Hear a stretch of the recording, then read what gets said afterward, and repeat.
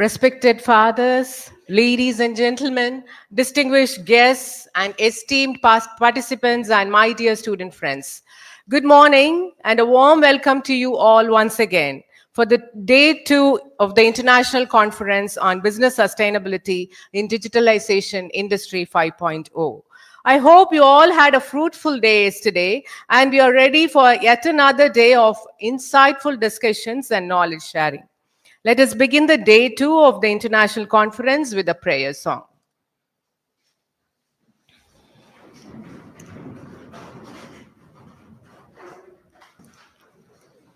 Today, we are privileged to have with us Dr. Shaju, the Registrar of Mians International College in the beautiful city of Malé, Maldives.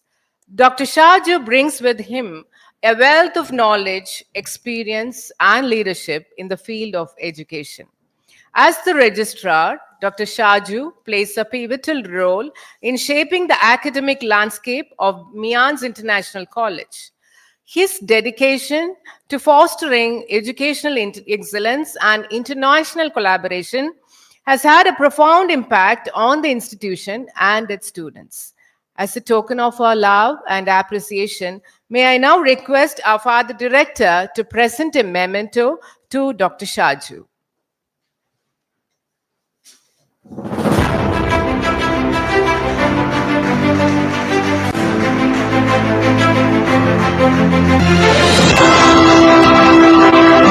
Father, thank you, sir.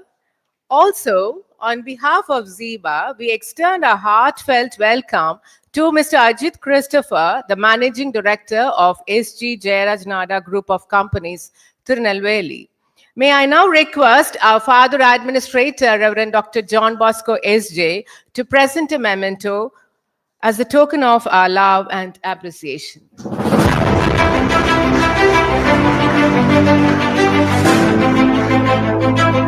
Thank you, Father. Thank you, sir. We begin our proceedings with a momentous occasion as we sign a memorandum of understanding with Mians International College in Malé, Republic of Maldives. This partnership signifies a commitment to shared values, mutual growth, and the exchange of knowledge in the realm of business, sustainability, and digitalization.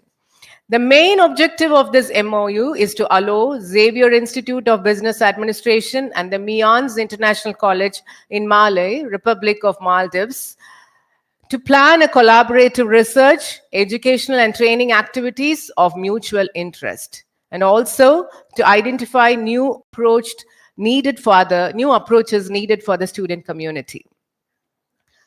May I now request Reverend Dr. Michael John S.J., Director, Xavier Institute of Business Administration, Dr. Shaju, Registrar, Mians International College in Malé, Maldives, and Dr. Christina Jayanathala, Research Coordinator, Xiba Center for Research, who had initiated this collaboration to sign the MOU, which is a great breakthrough for both the institutions to come forward to sign the document. This document symbolizes the beginning of a collaborative work towards a sustainable and digitally empowered future.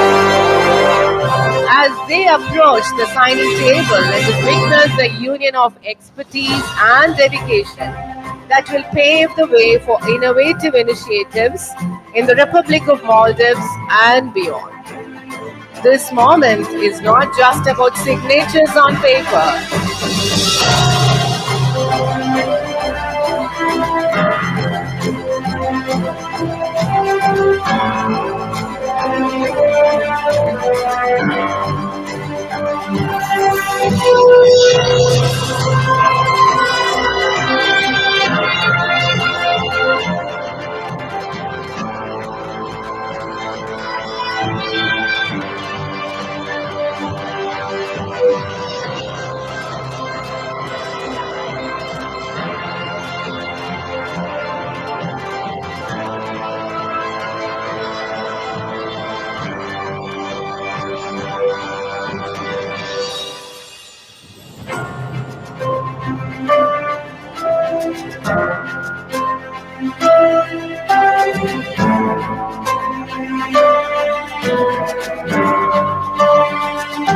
This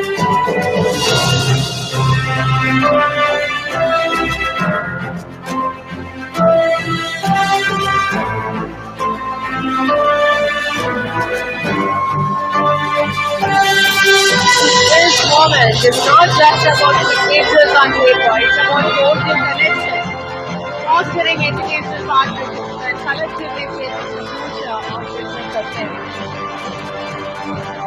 It is offered our sincere congratulations on this wonderful occasion.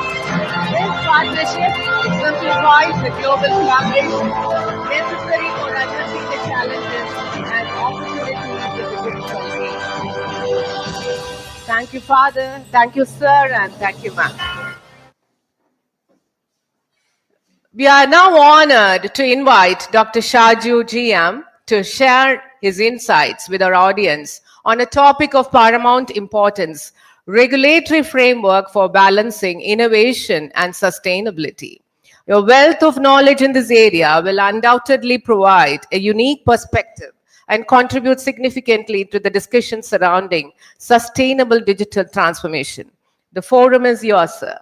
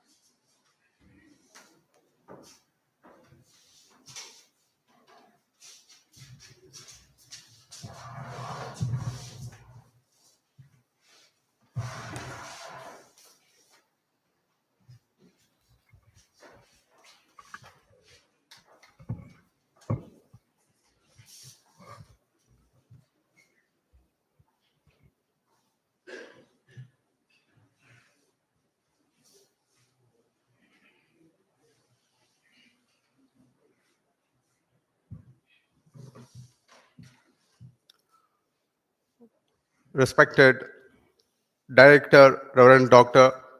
Michael John S.J., Administrator, Reverend Father John Bosco, Dean Academics, Dr. Rita Rebecca, Dr. Pradeep Kumar, Dean Student Affairs, Dr. Nithila, the Research Coordinator, Placement Officer, Mr. Sundara Pondian, other faculty members, the chief guest today, and the most important people, dear students. Good morning to all, and that's very nice. Normally when we say good morning, I have to repeat it once again, but this is really very nice. I had just completed my master's in Francis Xavier Engineering College, and Nithala ma'am was one of the professors there. I am actually not a person who always come forward, and mostly that will be my place, near somewhere hidden in the curtains or somewhere. That's how I used to be. And I also remember running away from Nithala ma'am's seminar also somehow.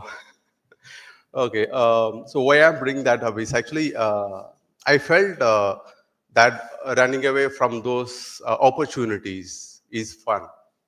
But believe me, that is not. When you come back into this real industry, you cannot run or you cannot hide anywhere. If you are trying to hide, that means you're out of the market. That's exactly the picture. Okay? So just I'm bringing it to that component. And also Nitila ma'am just mentioned that I should not have told you that I'm a student. Ma'am, actually I'm proud to be a student. That's first. All the things comes after that. So the topic actually, whoever chose it, that's actually an excellent choice. Talking about innovation and sustainability. So in the morning when I just came and I was having a small discussion with our director, he was just talking about one component, that a case study, which is actually a mandatory component incorporated into it. That is not actually happening everywhere, because here you are getting a real picture. Case study is actually a component which will be talking about these two areas more focused: innovation and sustainability. So, in the digitalized world, what exactly we are traveling towards, we are forced to keep our change. If you are not ready to change, get out of the market. That's exactly the message we are getting in. And also, you can just mention that, like the human resources. We cannot just expect the human resource to be the same as the older days. You come in the morning, sign in at 8 o'clock, leave at 5 o'clock. Your work is done. Or maybe you work for 1 more hour, you will get overtime. That's not going to be the same. It's exactly expecting you to be get something done. You are not giving any productivity. There is no input from your end. That's it. So this industry 5.0, it is not just only about human. Your collaboration with the technology, how good you are, that really matters. And how many of you have heard about this Stone Age? If I'm not wrong, in your 8th standard, you might have heard about it. Stone Age, right? So that's exactly where we have started the technology. Do you remember how? How a Stone Age and a technology connected? Fire, it started with fire.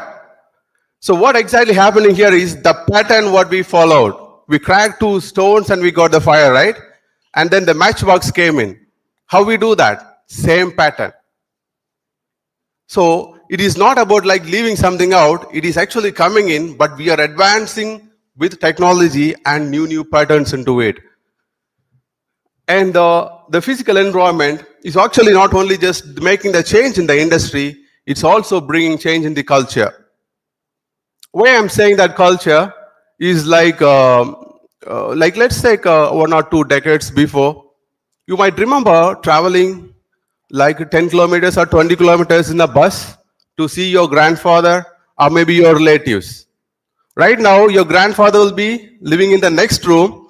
You'll be having a WhatsApp group to send a message. You have difficulties in going to the next room and talking to them, but instead, a WhatsApp message is what exactly we are just bringing it up. So can we just say that only the industries have grown up with the technology, not our relationships? It's all getting different, right? It's all getting changed. So the technology, whatever the innovation coming in, it's not just only the industries. It is actually coming into every individual, every culture. It's just getting in. So let's give a small test. In terms of technology, shall we say that like 3300 BC is a Stone Age in terms of technology? Or is it just before the pandemic, 4 years before? Let me ask you a question. How many of you have used UPI, any transaction, GPay, PhonePe, whatever it is, before the pandemic? Can you please raise your hands? 1, 2, 3. Before the pandemic. Okay, it's in numbers. After the pandemic, do we need any other examples?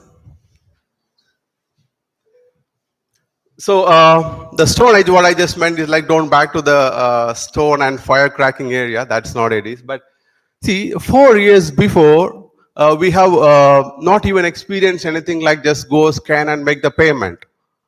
But within 4 years, this pandemic taught us a very important lesson. Your annual leave is not 30 days, it is 1 year. Am I right? That's the first thing we have learned from the pandemic. And next is your e-learning. I have experienced a lot of fun things in the e-learning. I'll share it. Our students, the first thing is the network. This is the message. First, we also thought we just forced our administrator, what's wrong with you? The network is not working and those things. But then we can just see only the voice will be just getting, the screen behind will be wobbling very nicely. So many cases came into that scenario to see such things. So just why I'm just saying is these 3 years, it taught us a lot. And especially this technology. We have thought technology is an important component into any business, but it becomes a part of our life now. There is no compromise in that.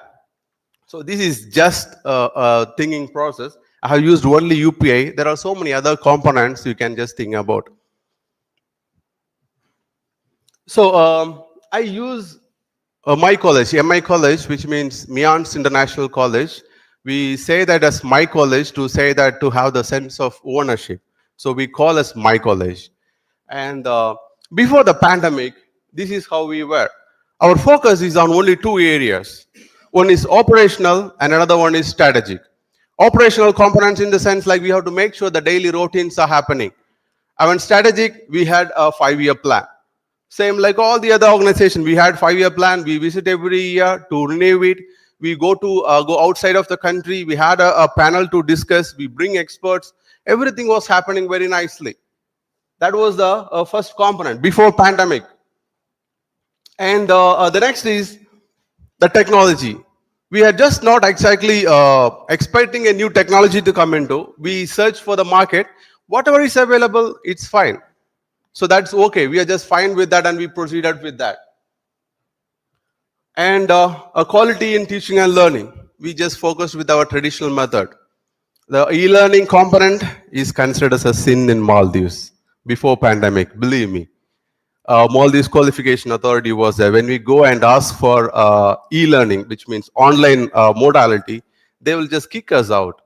Get out. Go and conduct the physical classes. What are you doing here? This is exactly the things happen. And our focus, our quality is actually a lecturer should come on time, they should leave on time, and make sure the learning outcome is done, and also make sure every activities mentioned in the lesson plan is completed. This is exactly our focus on, nothing else. And a leadership style, as you all know that, the hierarchy is followed very strictly. If I have an immediate supervisor, I'll go to him. And I just will not be bypassing my supervisor and go above. So the hierarchy is as it is and we followed it very strictly without any modification or any change. That was before pandemic. You can just consider that the normal things. And the fun really started during the pandemic. Okay, the first is the technology. We had so many policies in hand, but none of that policies are going to work. And we had only 1 week time, 7 days. I remember that 7 days with sleepless nights. So there is no way for us to proceed further. Our announcement, the president announced in Maldives around 12 o'clock in the afternoon, stating that from 3 o'clock onwards, the country will be shut down.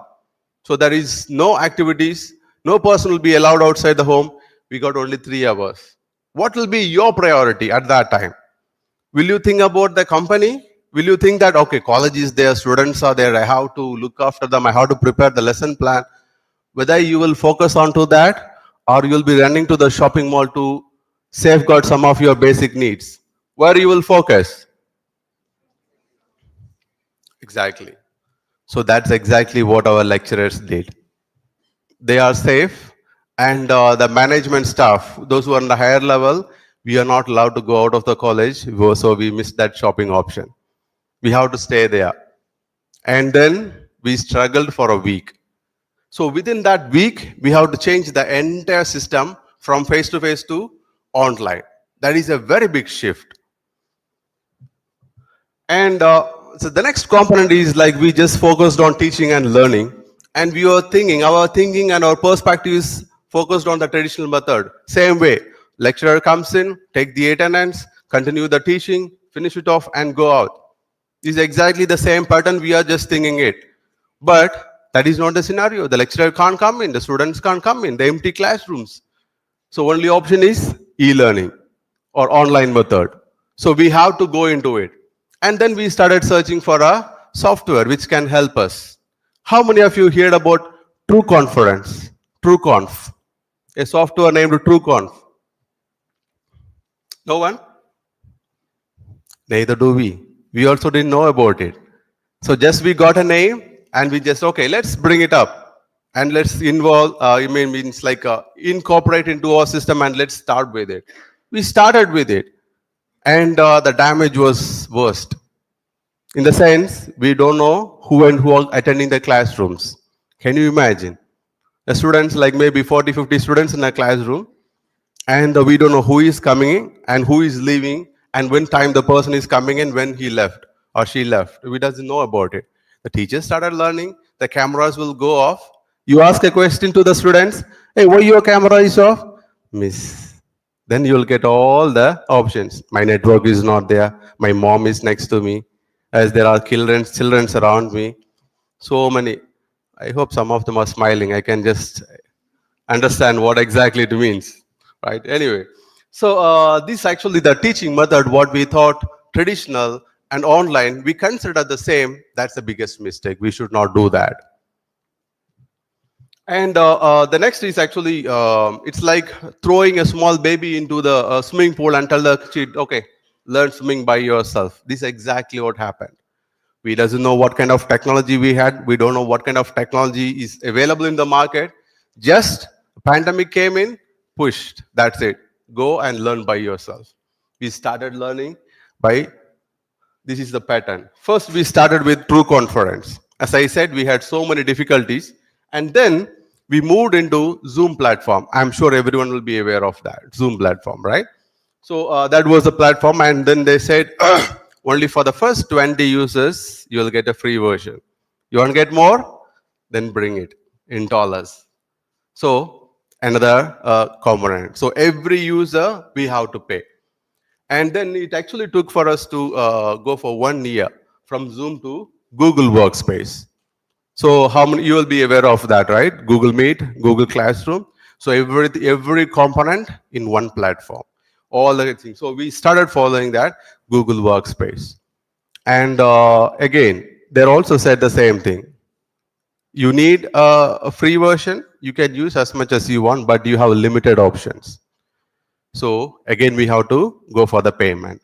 So you are actually a manager. Consider yourself a manager in that position.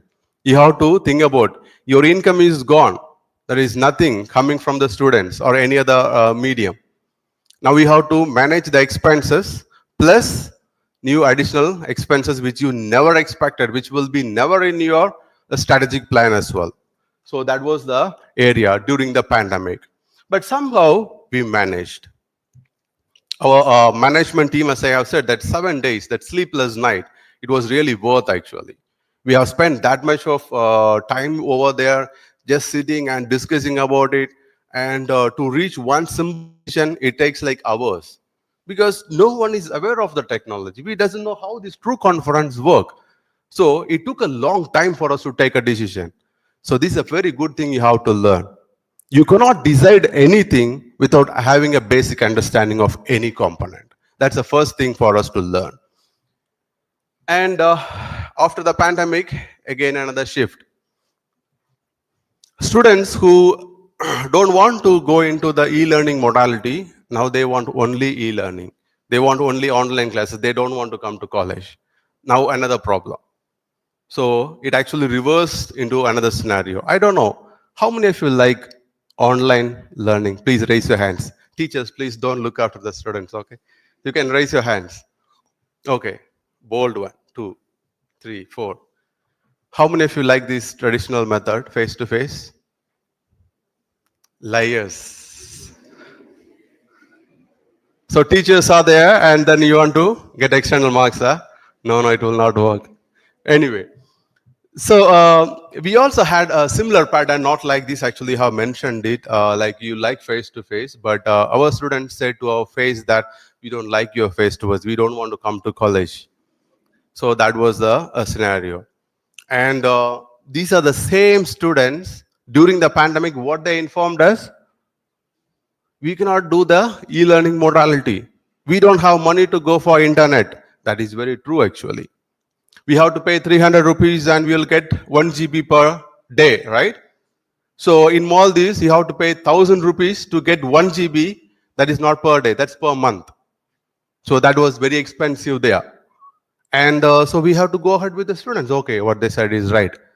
Now, after the pandemic, that is not a problem for them. But they want only e-learning. They don't want face-to-face. Then we have asked about how are you going to handle the internet facility? You will get Wi-Fi. You don't worry about us. This is exactly they have told us.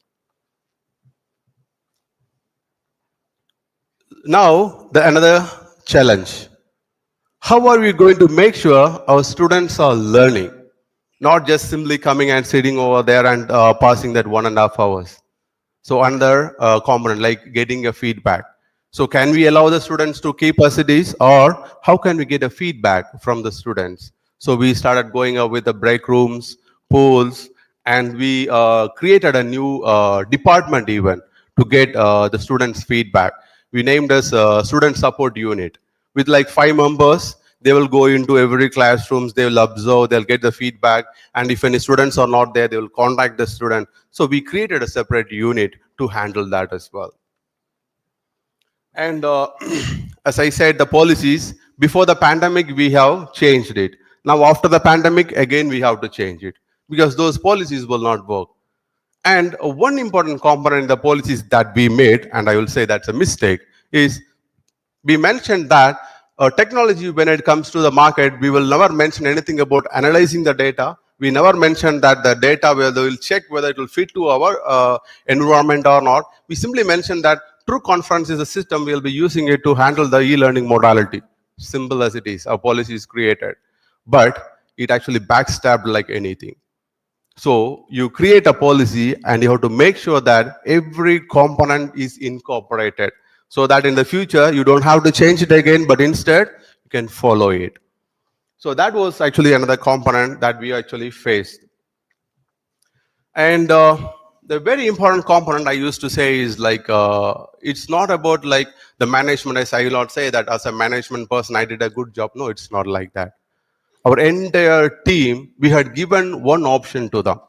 You come up with one better solution from what you are having it and you explain it to us, then we will incorporate into it in your name. So our e-learning system, it was actually brought by one of our faculty head, a dean. He's the one who brought this Google workspace, and we have just named after that. So like that ways, every component, not only the software, all the teaching and learning, we have given the option for the lecturers, all the even the ancillary staffs. We told them also, you go into the market, identify the best sanitizer and bring it to us and explain it why you selected it. So a research component we have just created in every team, starting from lower level to the higher level. Any decision you take, you bring the data to validate your decision.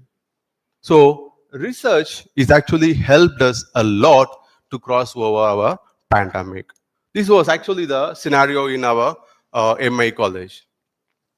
So right now, the next way of digitalization. Can you predict what is going to happen next 5 years? Anyone? Can you predict what will happen? What the technology is going to do?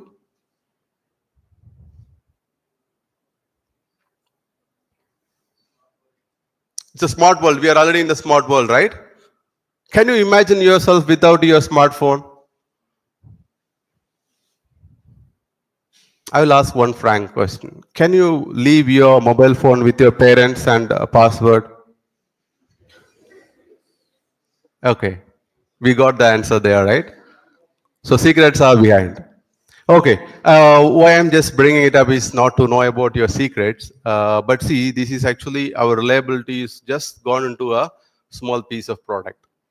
Whatever you just have, it's over here, and it's going to be even simpler very soon, right? So now actually they have said secure yourself with a password and before you do the transaction. Now the same company is asking you a question. For a small transaction, do you need a PIN? You have seen that advertisement, right? Exactly. So that is how they started. They said secure yourself. We have so many security options, 3 layers security. Now they are asking the same question back to you. So this is actually the one thing which is going to happen in the future as well. This transformative digitalization is not going to just leave you like that. It will force you to learn every now and then what exactly the software is up to. And to be an efficient manager in any company, you will be forced to learn all those components. So never think that when you complete your master's here, your learning is over. Oh my God, all the exams are over. My learning is finished. No, your real learning will start after that. What you are learning here is actually a foundation, you are laying it down. And then your real learning starts when you get into the corporate. And this looking ahead, actually, several trends will be expected. That is definitely sure. It's not going to, we will not be able to say that only this modification will come only in the technology. No, it will just come from top to bottom. Everywhere it is going to be incorporated. Automation, robotics, AI. We are already in the platform, AI. How many of you use AI platform to finish your assignments? Don't worry, the lecturers will not hit you for this. How this is going to help you? You are using an AI platform. How this is going to help you? I will ask one question raised by one of my students. I'm using an AI platform or any other platform. Why do you care? I'm giving you what you expected. You give me the marks. This is exactly. So actually, our Indian students will have some tradition to say that, oh, lecturer is coming, let's go away, and we'll respect. But in Maldives, it is not like that. You go out of the campus, students will call you. Hey, sir, come, let's go for a cigarette. They're not worried about it. They just call you. And the thing is, they will be elder than the lecturers. Most of them are working. They are already in a very good position. They will just call you like that. Hey, sir, come, let's go for a smoke. Can you do that here? Imagine yourself. What kind of punishment? Kneel down? Okay, but anyway. So I'm not saying that is good actually because they used to come and talk to us directly. They'll just come and say that, hey, I'm using AI or any platform. Why do we care? I'm giving you what it is needed. So what it is needed, is it that assignment report or is it what the students to learn? That's the question we have to ask, right? So think about it. You use an AI platform, but make sure you're learning from it. And it's like social sustainability, as we have talked about. Like the person who is sitting in the next room, you're having a WhatsApp group, but you will never see them, right? So it will be even just going to be more worse. You will keep one admin person to message instead of you. That will be going to happen in the future very soon. Not very future. It's good. You will assign one person to work for you to manage your WhatsApp groups. Listen, okay. And the next growing in this like social factors, another component we will just be able to see is like you will not be the same when you get into this automated world. Work at home. Have anyone experienced? Definitely the lecturers. Anyone else experienced work at home? No one. So what do you think? Is it good or bad? How many of you say it is good? Please raise your hand. Let's see. Work at home option is good. So it is bad? Please raise your hand. Raise it above your head. Ah. Why it is bad? Give me one reason. Why work at home is bad? Time management. Concentration. Okay. Interesting. So work at home actually it has its both sides. Okay. Since I experienced in Maldives, it was like that. We know about it. You have to be available 24/7. Right? You cannot say that my work time is over. Then next question will be, what is your work time? You cannot define that as well. But exactly, believe me, this will be the future. You will not be working in one company, you'll be working in multiple companies. That is the only way of survival. And just also think about creating new business opportunities as well. When you are studying, don't wait for you to go get employed and then I will start my business. No. Anyway, so this social factor is also another component that you have to think about, because you are the one who is going to help your employees to balance their life, right? So if you don't like work at home, how will you explain it to your employees saying that a work at home is good? How will you do that?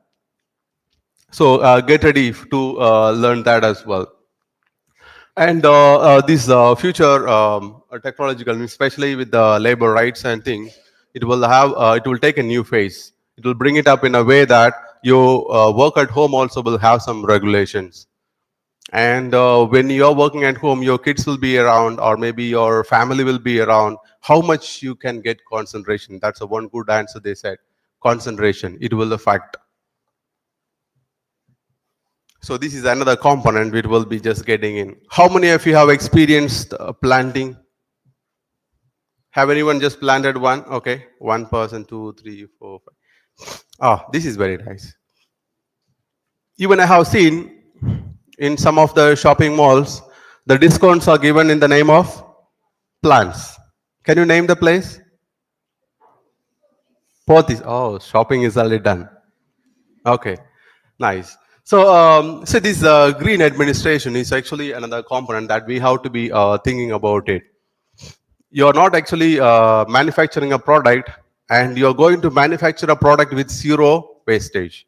That will be your main goal. It will be the target for you in the future. You manufacture a product, but there should not be any wastage. So that will be the indispensable, actually developing a strategies aligning with the sustainability. You are not innovating a product, you are innovating a product which will not have any wastage in the manufacturing unit. Can you just name one product which is already in the market with zero wastage? There is none. But you will be forced to do that. At least some kind of wastage is coming from every product manufacturing. But now they are going to create a circle, maybe life cycle like that. It will just go in rotation. One product, and the wastage from that product will become the ingredient for the another product. So like that guy, the circle will be just coming into it. So to conclude my way of speech, actually I'll be just saying that the three areas that should be focused are aligned together: government, business, and individuals. The government should be helping the people to come up with the innovative ideas. They are already doing it. So they are just giving you some loans to come up with the products, and they can give you some tax reduction or any kind of things. So innovation should be granted from the government. At the same time, the business. It is not like I want to get only the profit. You have to give back to the society also. That's also another component the business should be thinking about. The third is the individuals. Yesterday, one important comment raised by one of the keynote speaker is just he ended with that particular note. Start with the green, plant a tree. How many of you did that? Have anyone at least give a thought about it? So this is exactly what is needed from the individuals, being responsible citizens.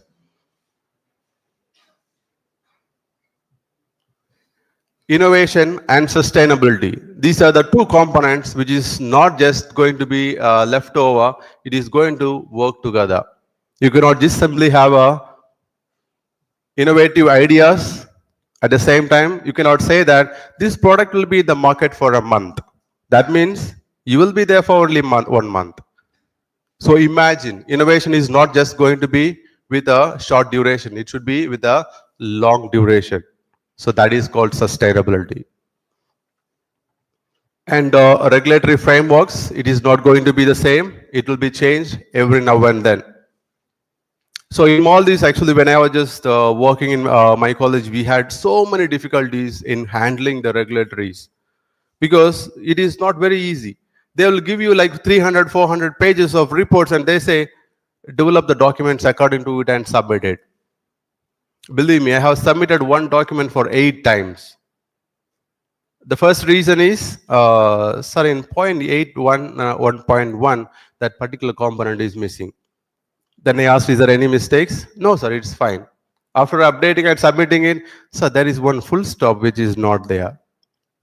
And third time they will say there is a comma which is missing. Believe me, we have to just go and just sit with them and have to had a long discussion. And at last they will also say that I cannot give you a long time for this meeting, only 5 minutes, finish it off and leave. So that is also another difficulties that we will be having it. As a managers, how are you going to handle that? Can you just go to the authorities and say that, hey, I'm from this company, you just give it or I will kill you? What kind of manager you will be? You have to come up with a better product or maybe a document which makes sure, or these authorities, they will not be identifying any mistakes, not even a full stop, not even a comma. That is the way it is going to be making it a perfection in your work, right? So thank you very much for giving me this opportunity, and thank you for listening to me patiently, and I look forward to seeing you all once again. Thank you.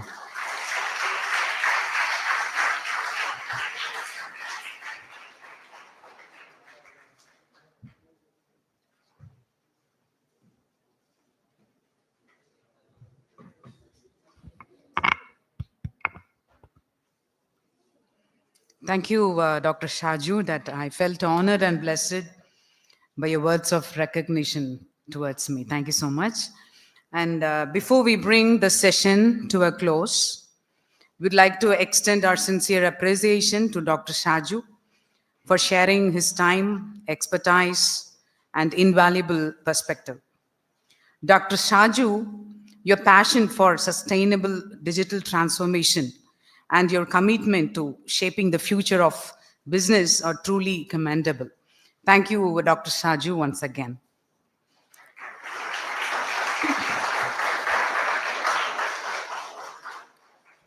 Now let us move on to the next session. Dr. Jayanti Abraham will be joining us virtually for her keynote address. We have ensured the seamless connection to facilitate her keynote address from VIT University.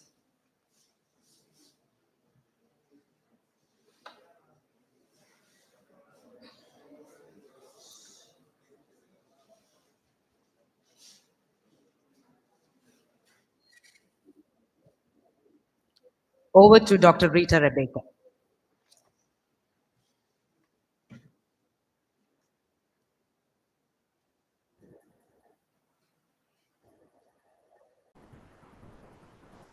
We are now privileged to have with us Dr. Jayanti Abraham, the keynote speaker whose intellectual prowess extends beyond the lecture halls of VIT University.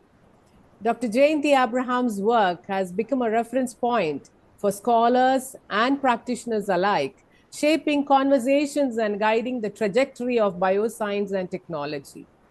She holds her master's degree from Madurai Kamaraj University, MPhil degree from the University of Madras, and a PhD from Bharatidasan University, Tiruchirappalli. She is also elected to the Fellowship of the Royal Society of Biology, FRSB, UK. Dr. Jayanti Abraham's extensive knowledge and research at the intersection of bioscience and technology make her the ideal speaker for today's theme. Navigating the future, business sustainability in bioscience and technology within the Industry 5.0 paradigm. It is my distinct pleasure to invite Dr. Jayanti Abraham, Professor and Associate Dean at the School of Biosciences and Technology, VIT University, Vellore, to deliver the keynote address. Dr. Jayanti Abraham's extensive knowledge and research at the intersection of bioscience and technology make her the ideal speaker for today's theme. Navigating the future, business sustainability in bioscience and technology. Ladies and gentlemen, what an insightful journey, and she has come across. We invite her to present a keynote address. Good morning, everyone. Thank you, Dr. Rita, for the kind words. And thank you very much for the invite to join your conference and to be part of Xavier Institute of Business Schools conference today. It's a privilege to be here as a speaker. And good morning to everyone, the external participants, the faculty colleagues, and students who are there. Warm good morning to all of you. So let me share my slide before I proceed.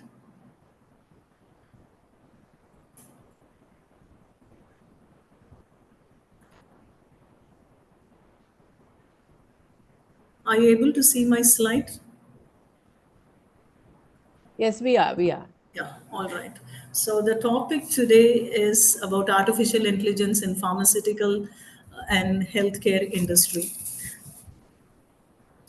So this is a very interesting topic, and we are in the 5.0 revolution, moving towards 6.0 industrial revolution, and right from beginning from 1765 through the present day, we have seen amazing revolution from 1.0 to 5.0, and as we are approaching 6.0 industrial revolution, um, which is also called as Industry 6.0. One technology stands out as a game changer, that's artificial intelligence. So the integration of artificial intelligence technology into various industries is bringing about a new way of automation, efficiency, and innovation.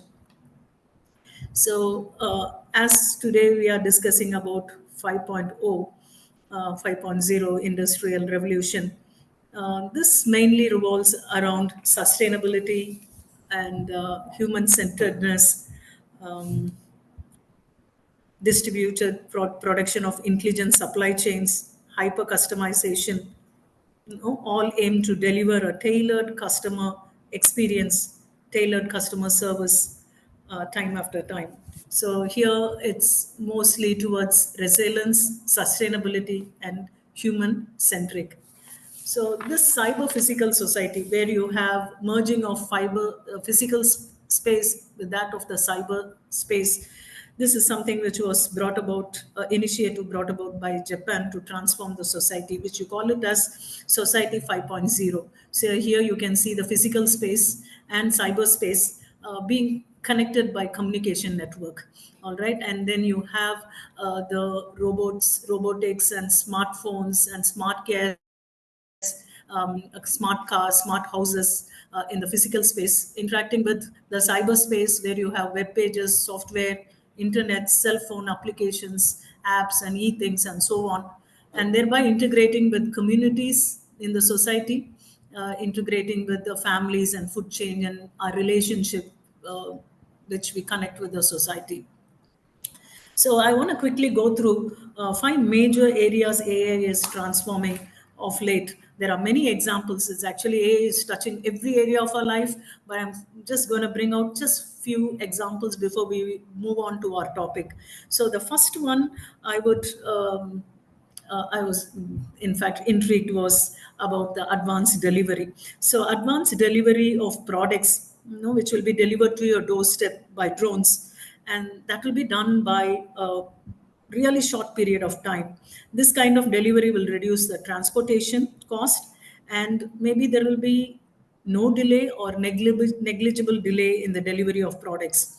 And the second one is about smart gadgets, starting from fridge to the speakers which you have at home. So these electronic gadgets will, like for example, fridge.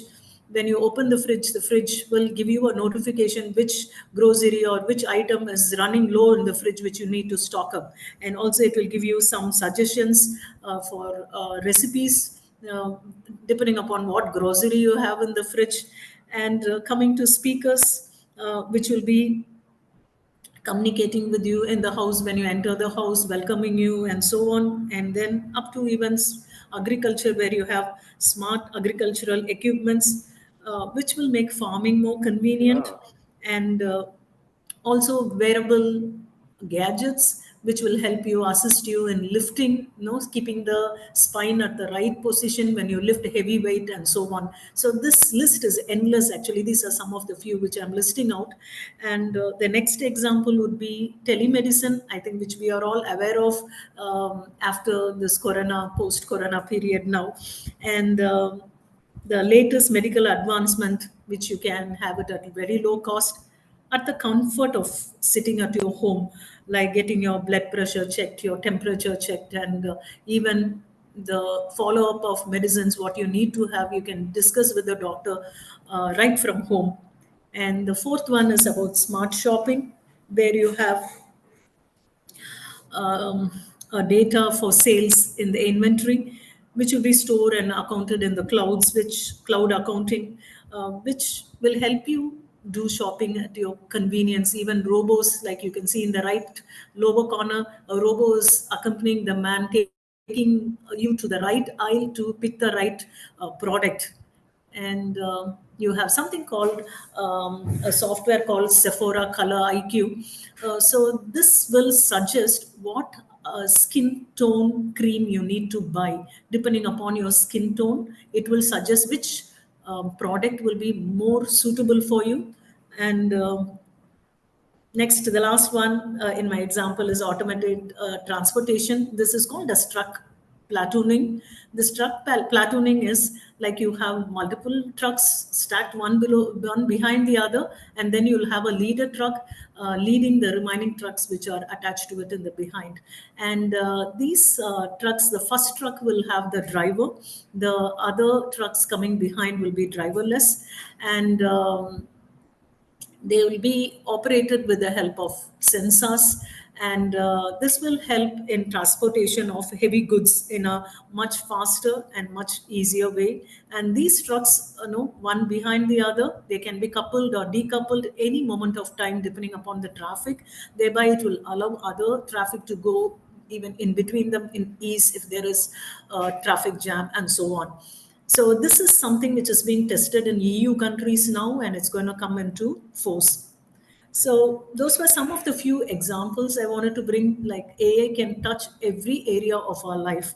And coming to artificial intelligence, I thought I'll just give a small outline before I move into the topic. So AI, as such, if you see, it's a broad spectrum. It's a very broad term, and AI is something which has to be coded. To behave intelligently, for intelligent behavior. So you tell the program, you code, and you tell the program how it should be performed, how it should behave. So you give orders explicitly, and it takes the orders and it performs. Whereas machine learning and deep learning are not so.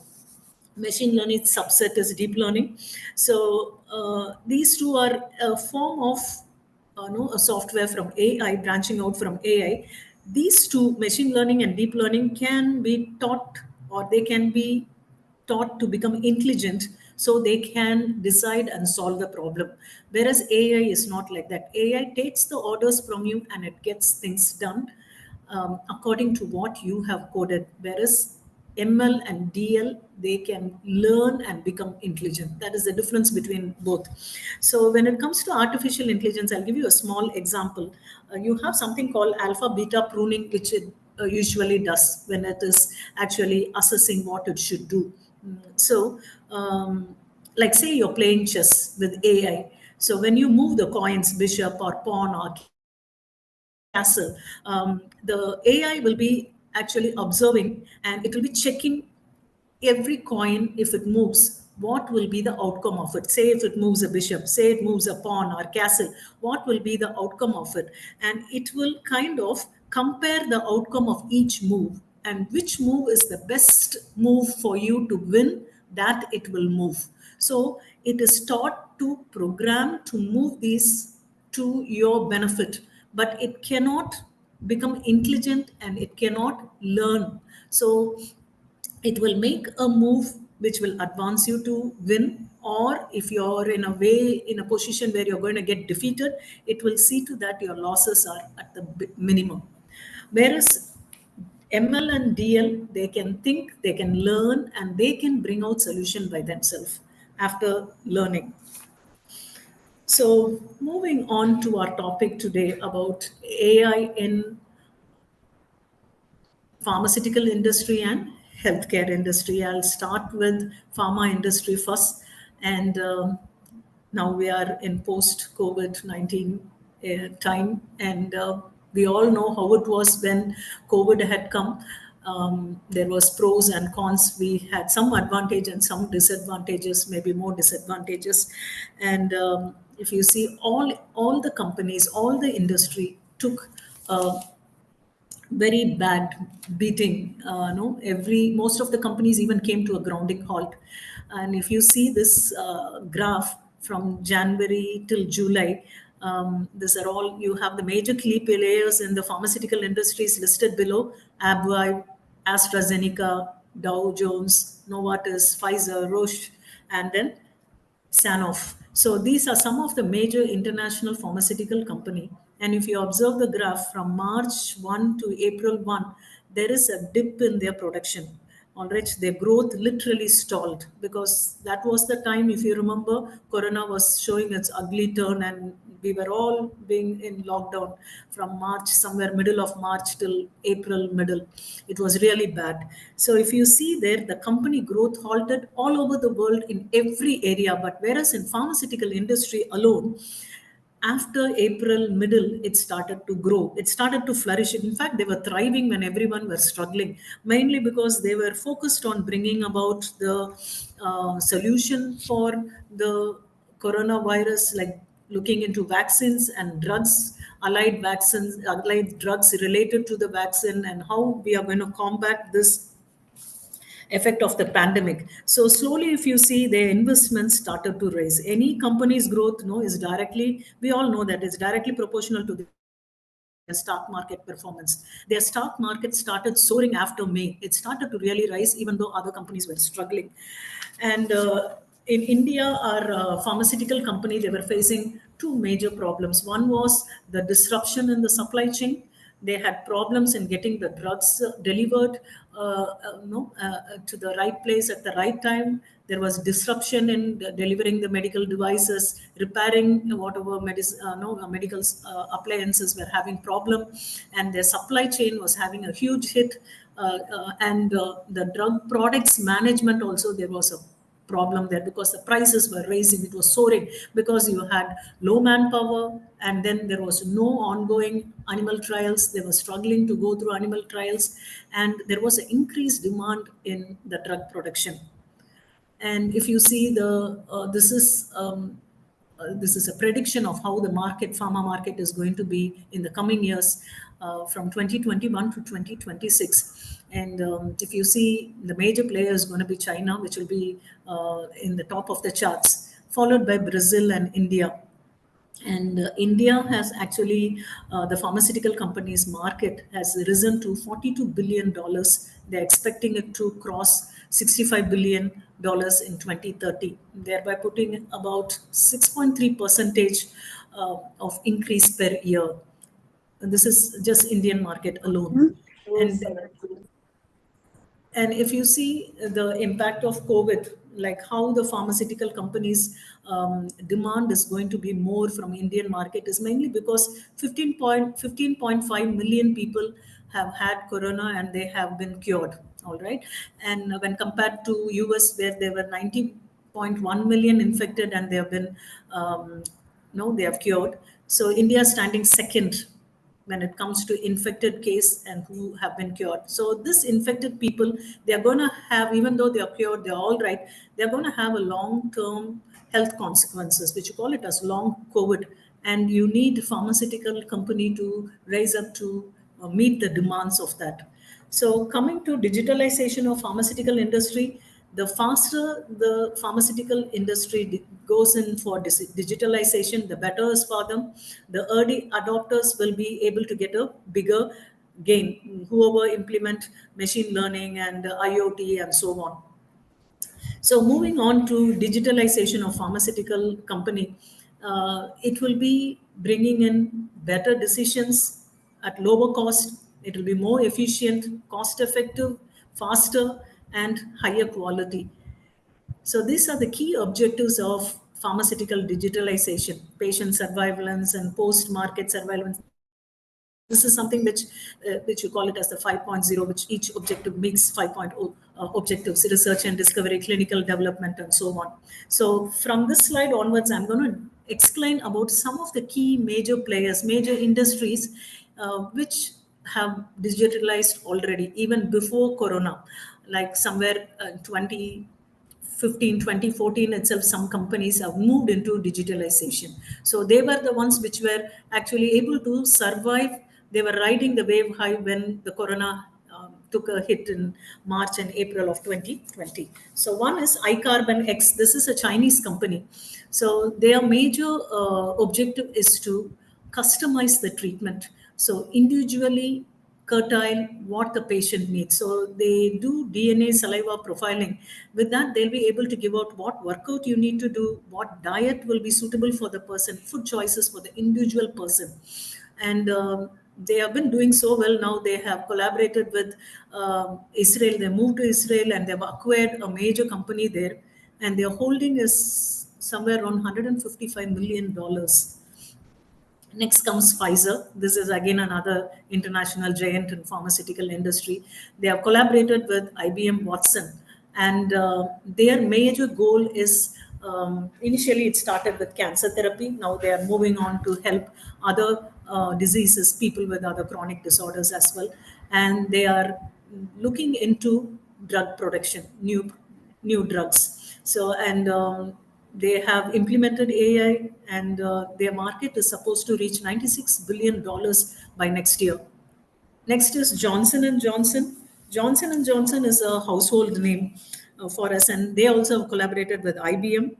And this collaboration has revolved around a pharma AI-driven app that is focused on virtual patient coaching. They are using robotics for surgery, and especially for surgeries like spine and joint replacement, where patients' mobility is being disturbed, where they need to take rest for a longer period of time. This AI will coach the patient how they should conduct themselves, how they should handle themselves, and even get in touch with the doctor at the ease from home.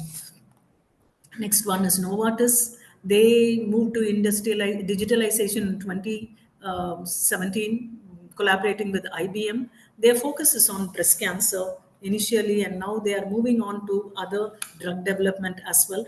So there are many types of breast cancer. These are the 5 common ones, which you have: PR positive, ER positive, triple negative, triple positive, and so on.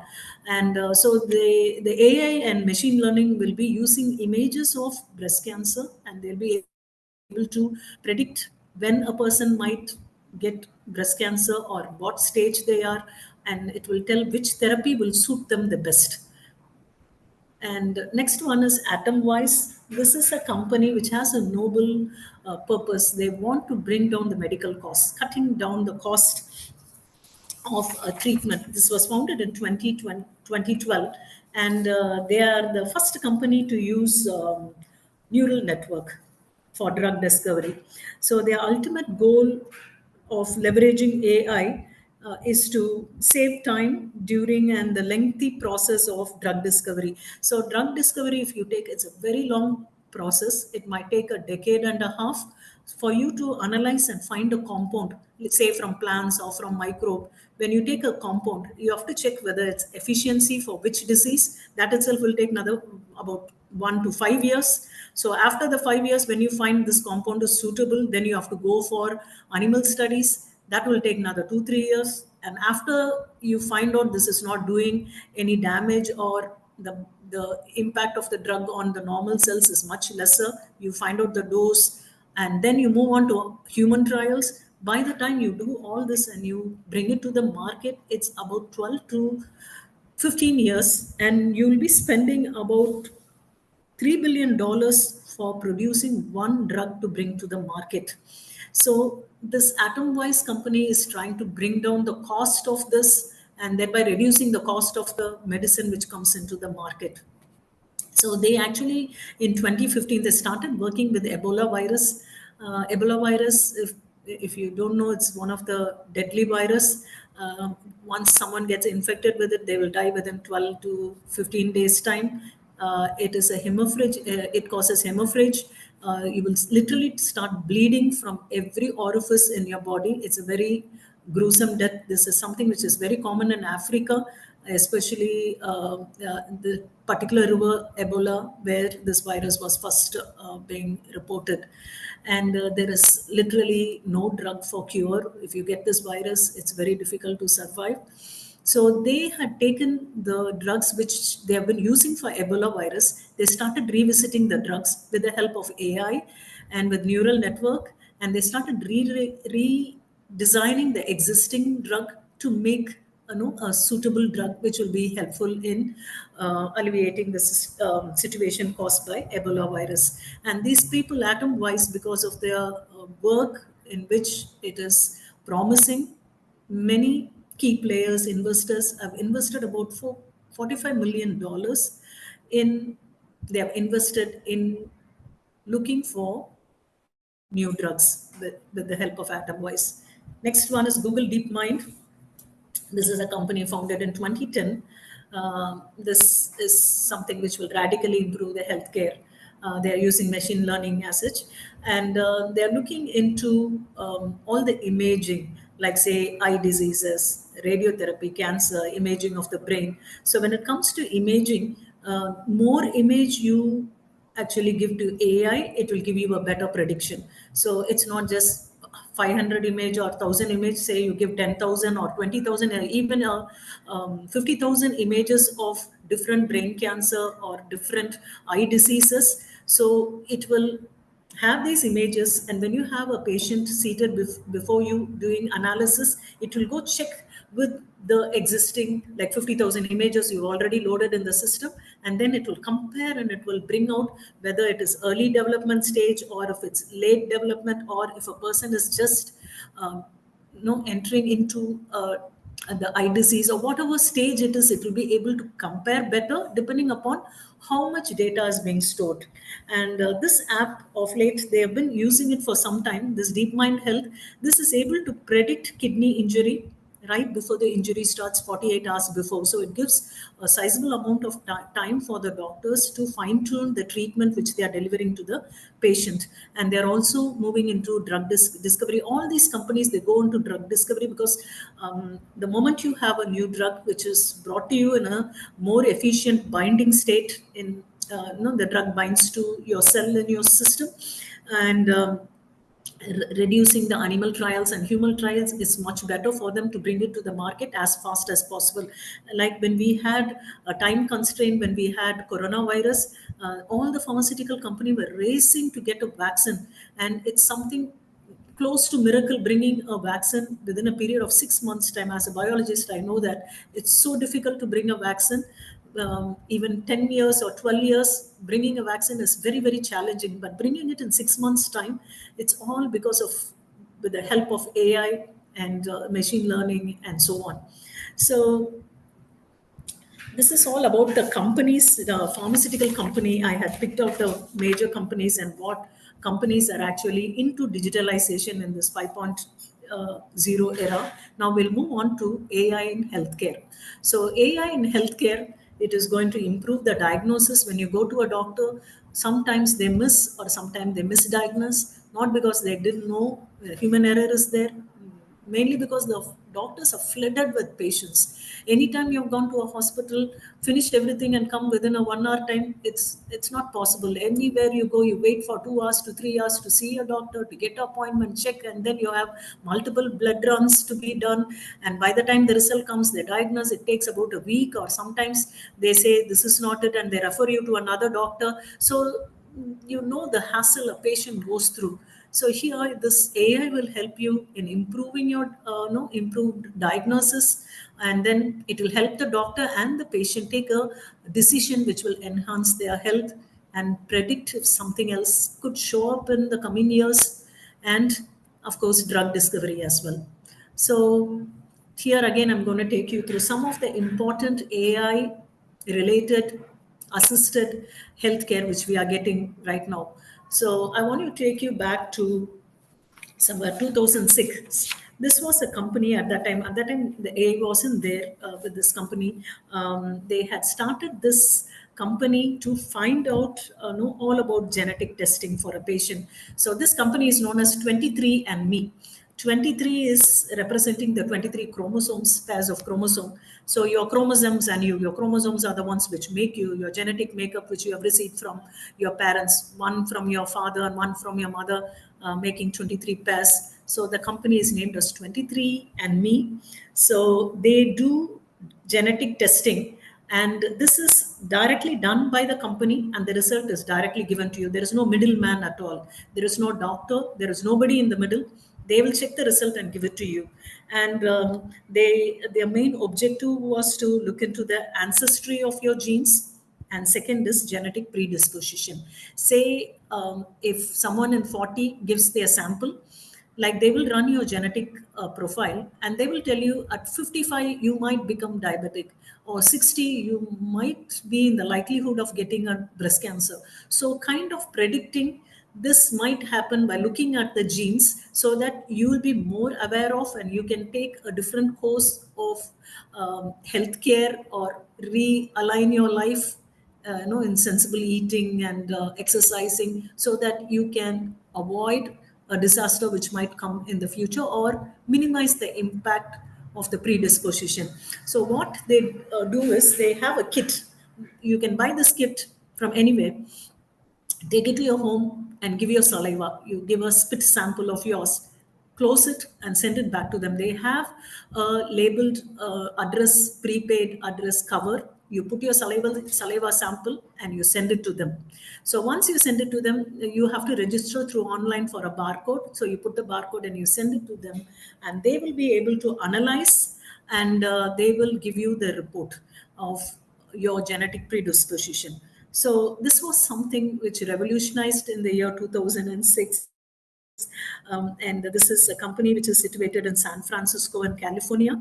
Now we have much more advancement with AI, and where you can go for medical imaging with accuracy, then early detection and diagnosis. So these are some of the diseases where AI is already in use. There are many more. I've listed just few of them, the more crucial one. First example, I'll just run you through some examples here. One is detecting arrhythmias. So arrhythmia is nothing but irregular heart rhythm, and you call it as arterial fibrillation. And this is rapid heart rhythm, which is irregular. So this person, Dr. David Alber, he was the one who brought this device known as cardiac mobile heart monitor. All right. So this is the mobile. This is the device which you see. It has two electrode pad. You take this pad and you stick it on your phone, and you can press it. You should place two of your fingers like this on the electrode, and it will analyze your electrical changes on the skin, and then you will get the ECG. So this ECG will give you whether your likelihood of arterial fibrillation, or whether you're having arterial fibrillation, or you have any other condition pertaining to this, related to this. And they checked with 1,000 patients. This is article published in Circulation Journal, where 500 patients they were treated by general practitioner, medical practitioners, another 500 patients with this particular cardiac monitor, which with you check twice a week, 30 seconds is enough. And they found out cardiac mobile heart monitor was able to pick more cases who were leaning towards or who had arterial fibrillation. Next one is sepsis. Sepsis is a medical condition where there is an infection which enters your bloodstream.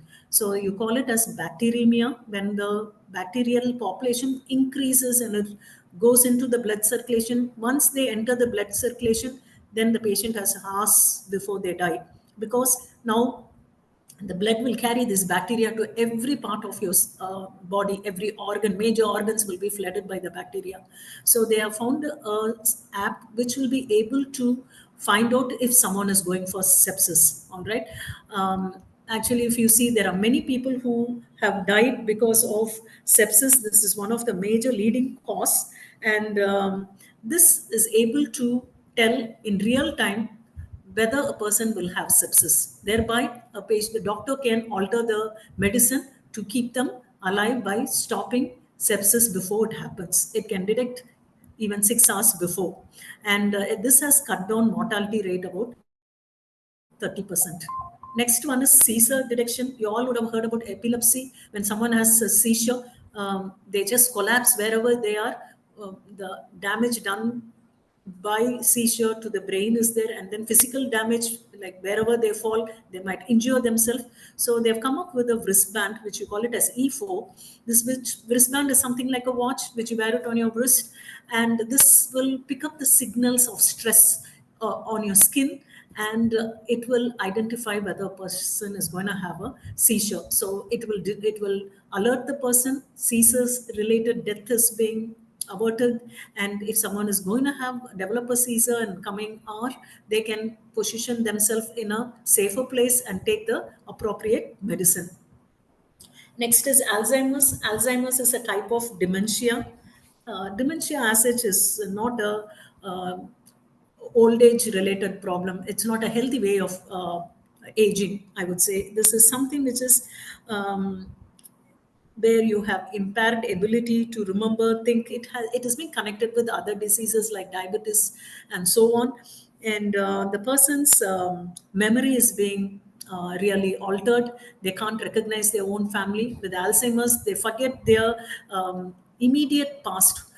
They can't recognize their own family members, any event which has happened of late, and so on. So you have lot of images with Alzheimer's patient being loaded, and then normal brain images loaded. And when you allow AI to analyze or scan through a patient's brain, it will go check with the AI images and with the normal image, and then it will go, this is the process, segmentation, extraction of image and all that, and then it will recognize images which is closest to the patient and what is already stored in the system, and then it will bring out whether the person is having Alzheimer's or they in a chance of getting Alzheimer's in the coming future.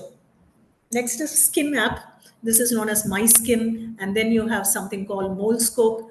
These two, you can have this installed in your phone, and this can scan any changes in your skin, and then it will tell you if there is any changes in your mole, the size of your mole, is there symmetry in your mole, is the changes in the mole could be cancerous. All this can be found out, at the comfort of being at your home, and then you can check with your doctor whether you need to meet a doctor or not.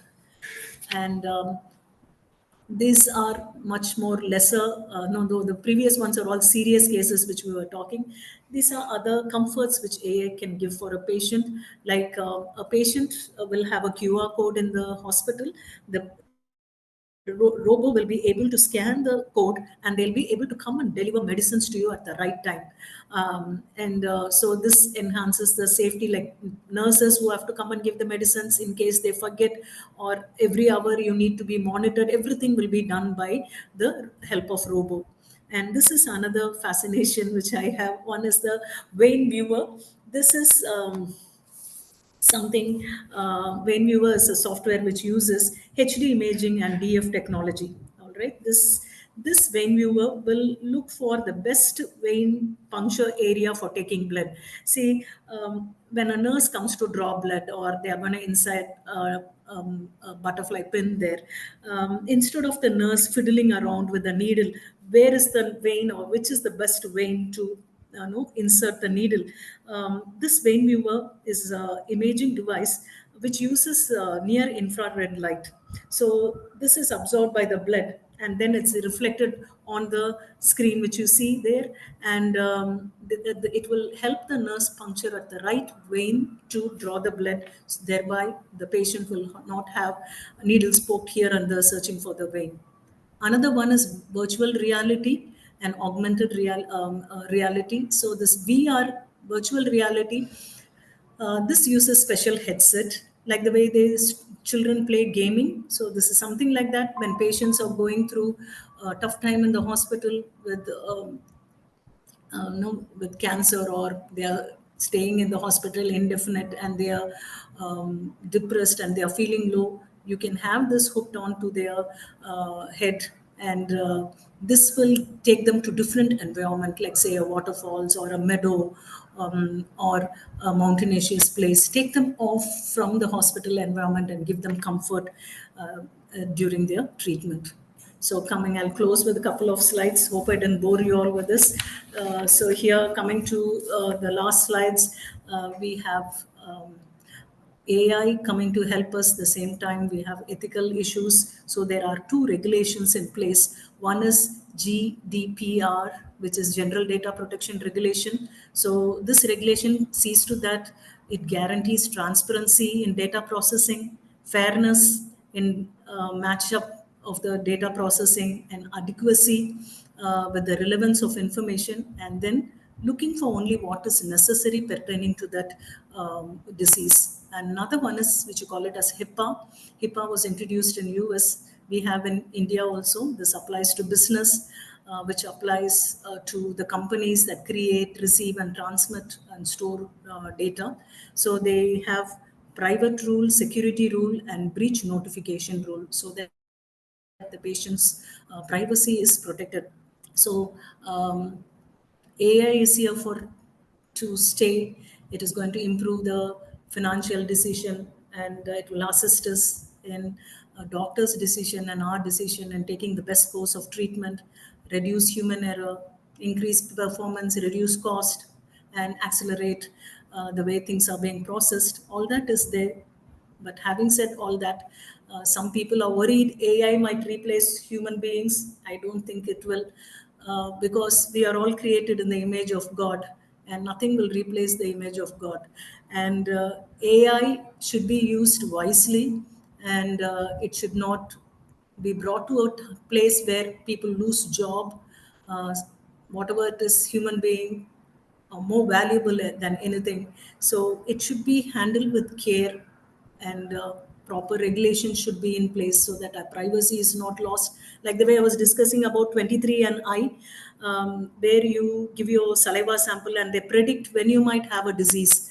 So in such cases, someone can release your data to some company or even the company where you're working in. So the company can quickly go through and see when you might get Alzheimer's or when you might get cancer, and your job might be at risk. So the privacy of your data is very, very important. And that is why they're bringing in more regulation. And AI is in infancy now, though it's been used in every area of our life, it's in infancy. Only time will tell where the side effects will be seen by overviews of it. So hope we use AI in a wise and sensible way. Thank you. Thank you, Dr. Jayanti. May I request you to stop sharing so that, yeah, thank you. Thank you very much. Dr. Jayanti, your keynote address on navigating the future, business sustainability in bioscience and technology within the Industry 5.0 paradigm has been nothing short of inspiring, enlightening, and yet cautioning. Your keynote talk not only gave a deep sense of anxiety on our health, but also alerted us to be cautious on our sensible eating habits and self-care. Our Father Director, Reverend Dr. Michael John S.J., sends his appreciation to you.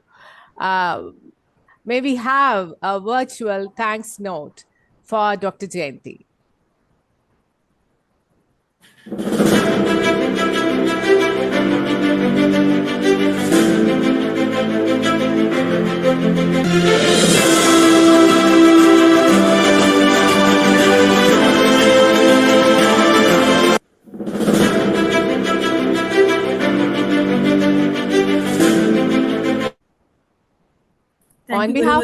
On behalf of everyone gathered here virtually, we want to express our deepest gratitude for sharing your wisdom and insights with us. Thank you, Dr. Jayanti, once again. Thank you, Rita, and thank you everyone for patiently listening. Thank you. Thank you.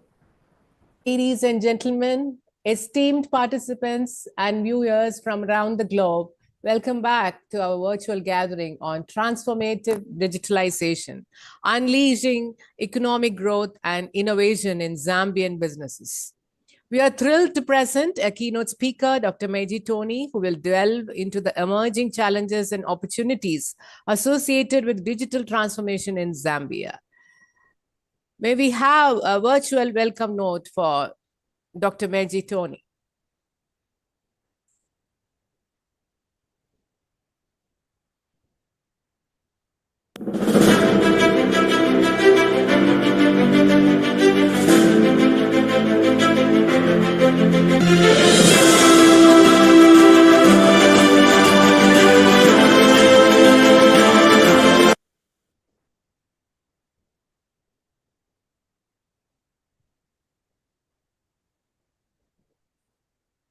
Dr. Meji Tony has been at the forefront of research and education, shaping the discourse on management studies in Zambia.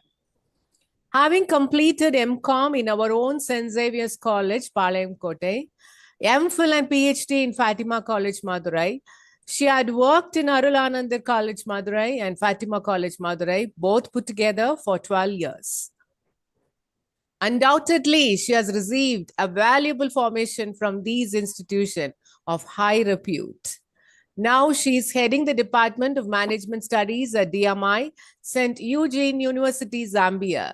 Please join me in welcoming our keynote speaker for today, Dr. Meji Tony.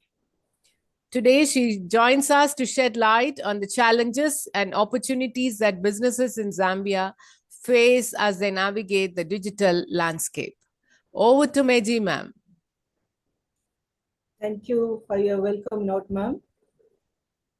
Let me share this screen.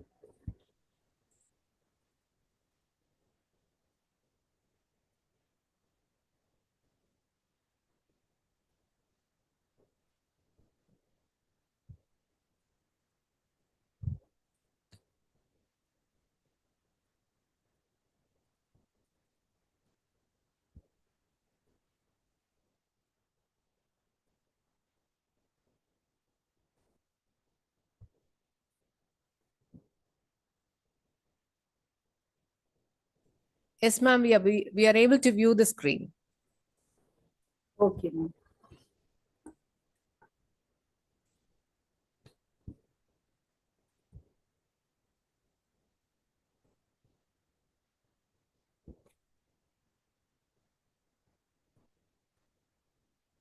Kindly make it in full screen mode, ma'am.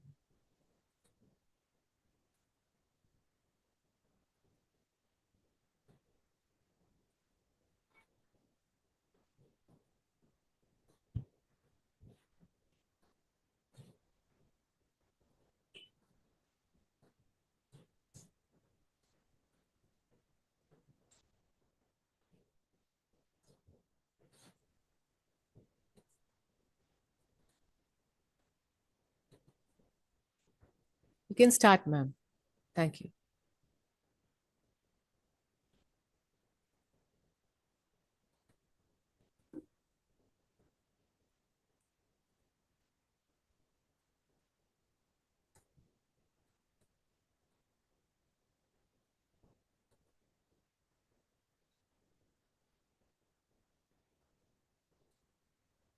Ma'am, you can start. Please, ma'am. Okay.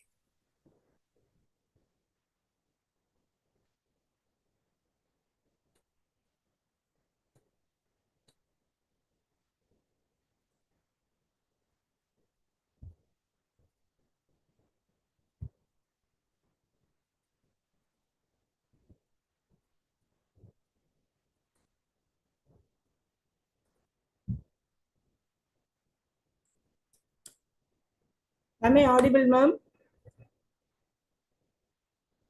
Yes, ma'am, very much. Okay. Okay. Good morning, all. And as ma'am was saying, I did my PG degree MCOM there. First of all, I would like to bow my head to my alma mater and the worthy faculty of Commerce Department,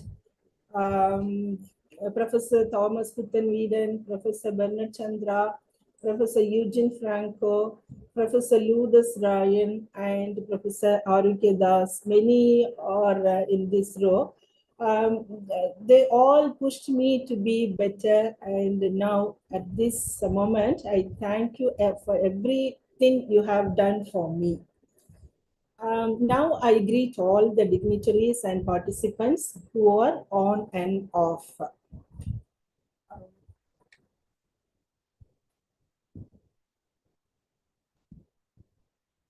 Is the screen visible, ma'am?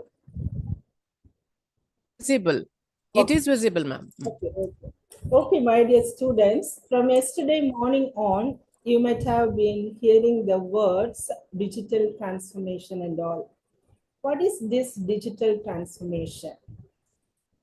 It is the process by which companies insert technologies, I mean digital strategies across their businesses to drive fundamental change.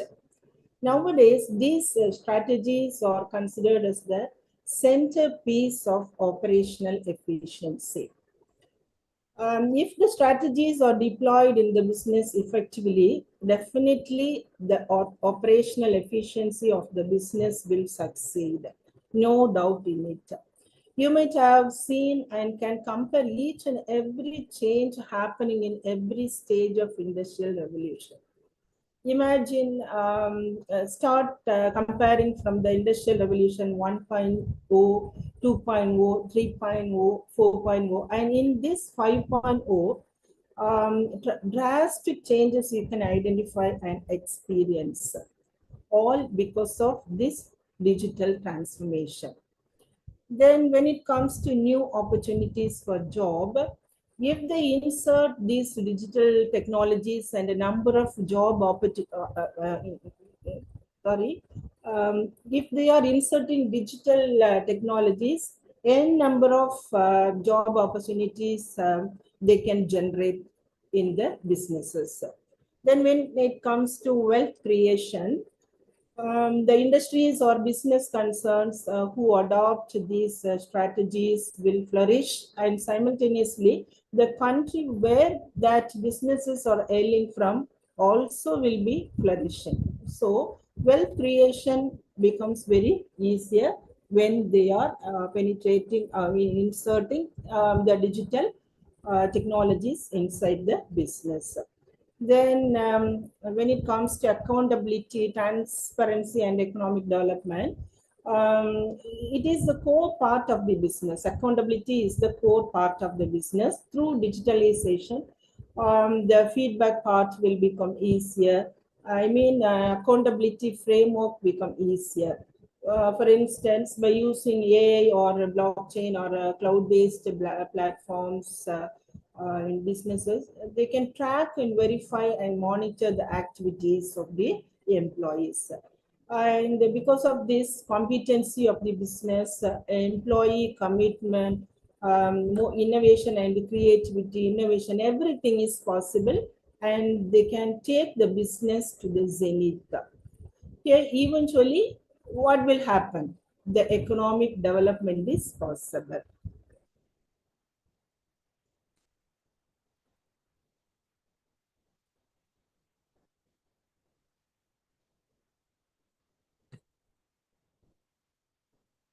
Then this digital transformation is considered as the systems of intelligence. Why? Because of a few features. Businesses can empower the employees, can engage the customers, optimize the operations, and transform their products from one level to another level. Then, apart from these, businesses can empower the employees by providing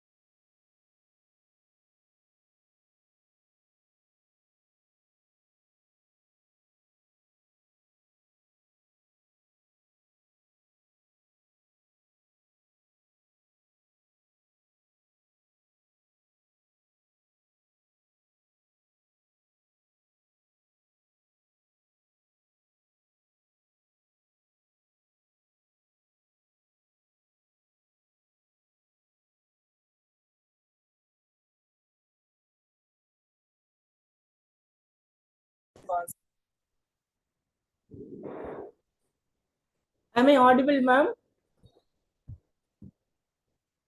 Your connection got cut. Now it's okay, ma'am. Go ahead, ma'am. So,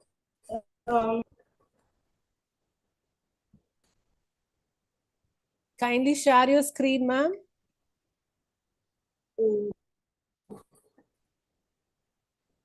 wait a minute, ma'am.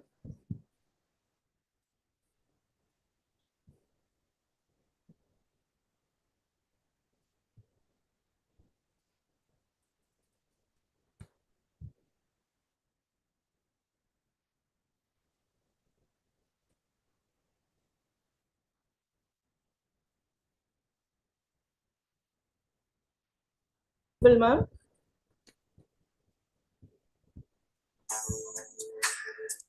Is it visible now? Yes, ma'am. Now it is visible. Now it is visible, ma'am. Okay. So apart from these benefits, digitalization helps to modernize the products for the digital era, and it will help to accelerate the digital journey. And as the outcome, profitability, the new revenue growth, and everything is possible. Okay.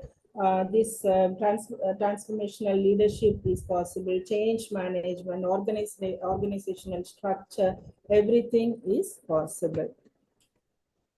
Then these, of course, all these strategies, digital strategies, if they are inserting all in their businesses, they will flourish in their business. And coming to the core topic, challenges and opportunities encountered by Zambia when it comes to digital transformation. Zambia is a landlocked country in southern Africa, and its neighbor countries are Namibia, Botswana, and Zimbabwe. And some other neighbor countries are Mozambique to the southeast, and Malawi to the east, and Tanzania to the northeast. By area, 752, 618 square kilometers it has, and by land, 743. 399 square kilometers, and by water 9 to 20 square kilometers, and its population is 20 millions to 16 not to 9 by 2023 population PB. And its economy is highly dependent on mining, in particular the mining of copper.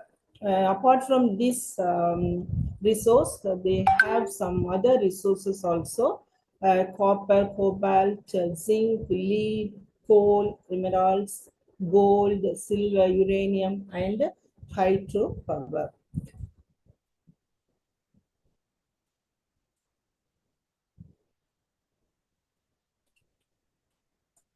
Okay. And there is an increase in awareness of the value of Zambia's gemstones also. Zambia's emerald deposits are also world's largest one. And the gem is mined near two places around, in and around Zambia. These are some of the information about Zambia.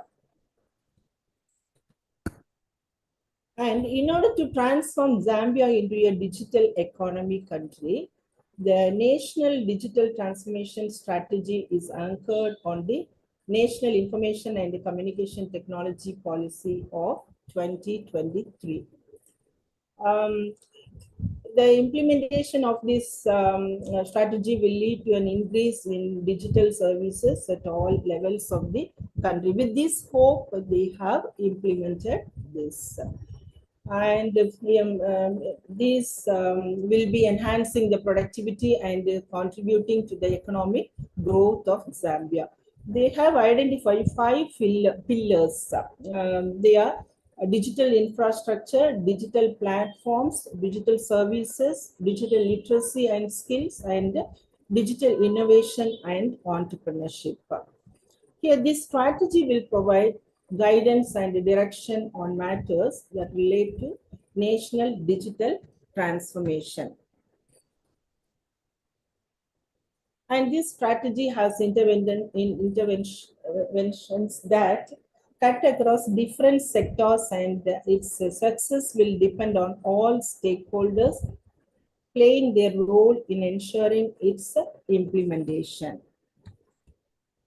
Okay, the government recognizes the role played by the United Nations Capital Development Fund, that is UNCDF, during formulation of this particular strategy. Okay, the ministry further wishes to acknowledge the role of other line ministries, government agencies, provinces, private sector, and cooperating partners. And in this regard, the implementation framework of the strategy has clearly define the roles to be played by all stakeholders during implementation. Here, the first pillar is digital infrastructure.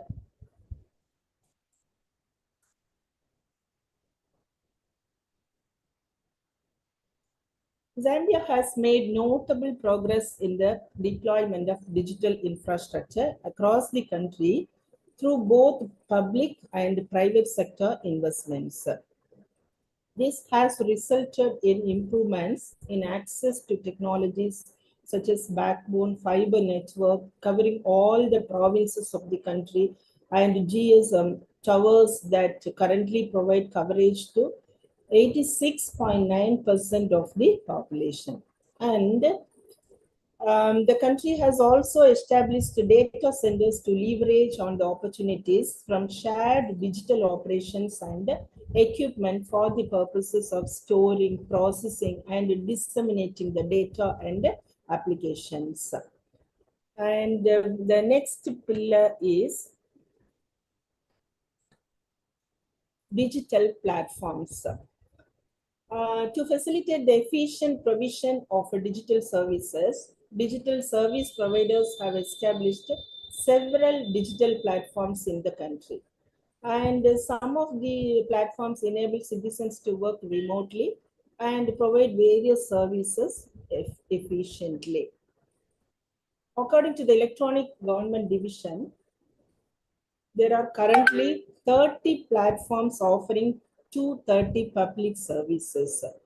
The benefits of these platforms in public service delivery can be seen through efficient collection of taxes, efficiency in paying for services such as road licenses and issuance of key documents such as property titles, visas, and other documents. In addition, the establishment of the financial switch unlocked a number of opportunities for collaboration among players in the financial sector also, and for the development of unique products better suited to customers' needs. Here, the main challenge related to the development of digital platforms in Zambia is the lack of coordination between different stakeholders. Here, this has led to duplication of efforts and limited utilization of existing platforms. There are also challenges related to the existing digital platforms, and the number of services are yet to be digitalized and leading to underutilization of existing platforms. Yeah, as the application of digital technologies increase, there is a widening digital divide. And the third, my next pillar is digital services. Okay, both private and public institutions have embraced the delivery of services through digital channels.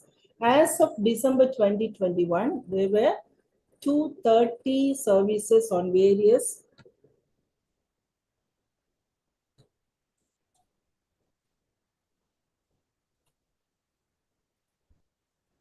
government digital platforms, including government service bus. Here, GSB enables digital access to a broad range of services such as tax payments, e-registration for various utility services. And overall, the country has witnessed increased adoption of digital services in health, agriculture, education, energy, transport, and social protection services for enhancing the efficient service delivery. And when it comes to health insurance services, the National Health Insurance Scheme use digital services to enhance accessing health services to the across the country. And Zambia's private sector, the financial sector in particular, has made important strides in driving digital access to services such as payments, credit, insurance, or investments. And despite all this progress, challenges are there. There is widening digital gap between different economic groups and rural and urban settings. Low digital and financial literacy levels continue to affect adoption and usage of digital services.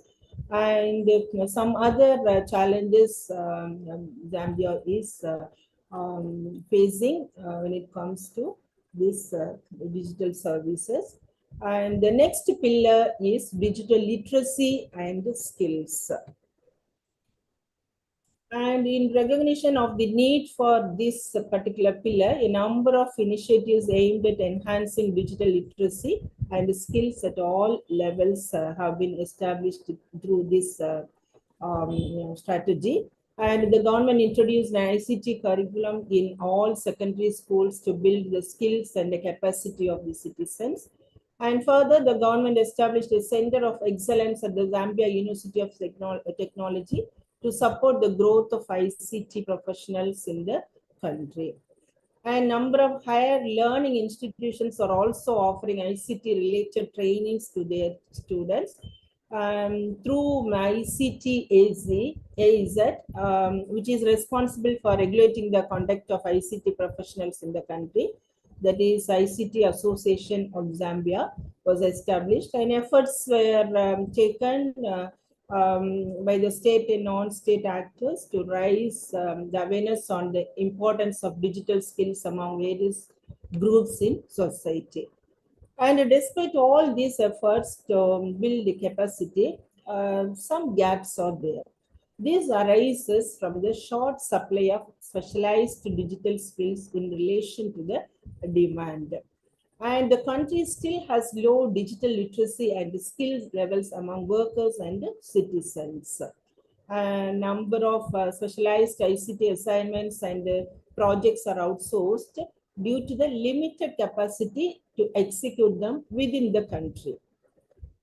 And the existing curriculum at both lower and higher learning institutions is not up to date with the emerging needs of the digital economy. So there are not enough teachers and lecturers to provide ICT training to the learners of the schools. And these gaps, among others, are slowing down the pace of digital transformation.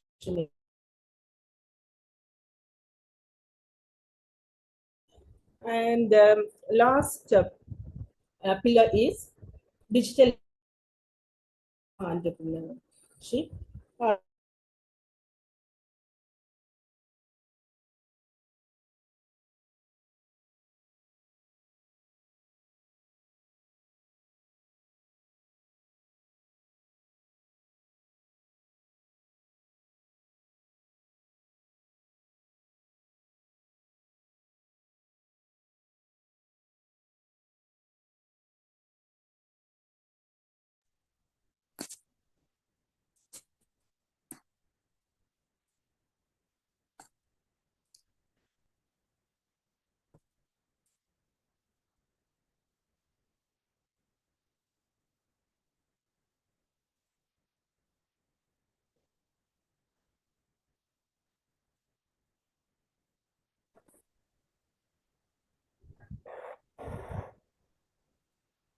Am I audible? Yeah, once again, ma'am, you got cut and again you are joining back.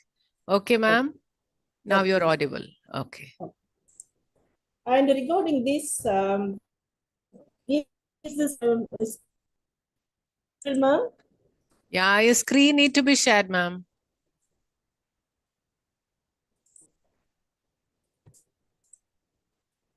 Yeah.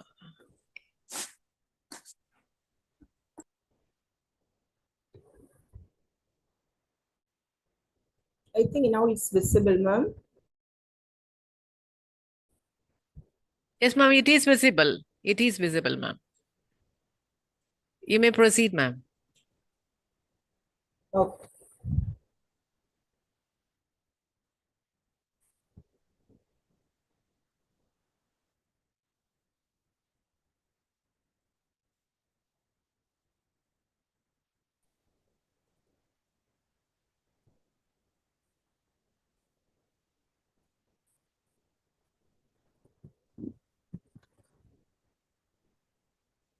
think again I lost the connection. No, ma'am, you're online. You can go ahead. Oh.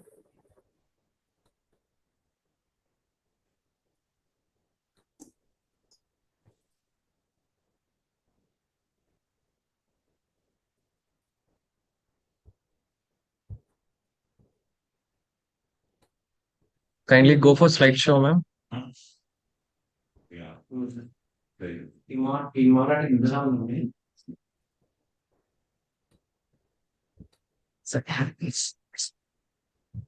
Is it visible now? Yes, Yeah, yes, ma'am. it is visible, ma'am. Kindly go for slideshow, ma'am.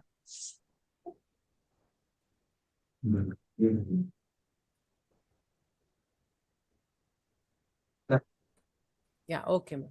Okay. When it comes to the last pillar, the National Technology and Business Center also supports this commercialization of innovations across all the sectors of the economy. And the recent policy initiatives such as the regulatory sandboxes run by both the Bank of Zambia and the Securities and Exchange Commission have encouraged the emergence of new technology-enabled businesses, generating both the revenue as well as employment to the people around. And there are also some funds that are established in various organizations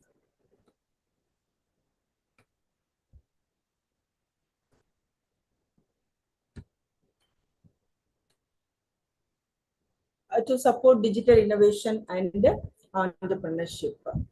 So these are all the pillars they have identified for the development of the economy of Zambia. And when it comes to the challenges of entrepreneurship, there are many, despite the efforts and existing support programs, the ecosystem to support innovation and entrepreneurship is yet to be fully developed.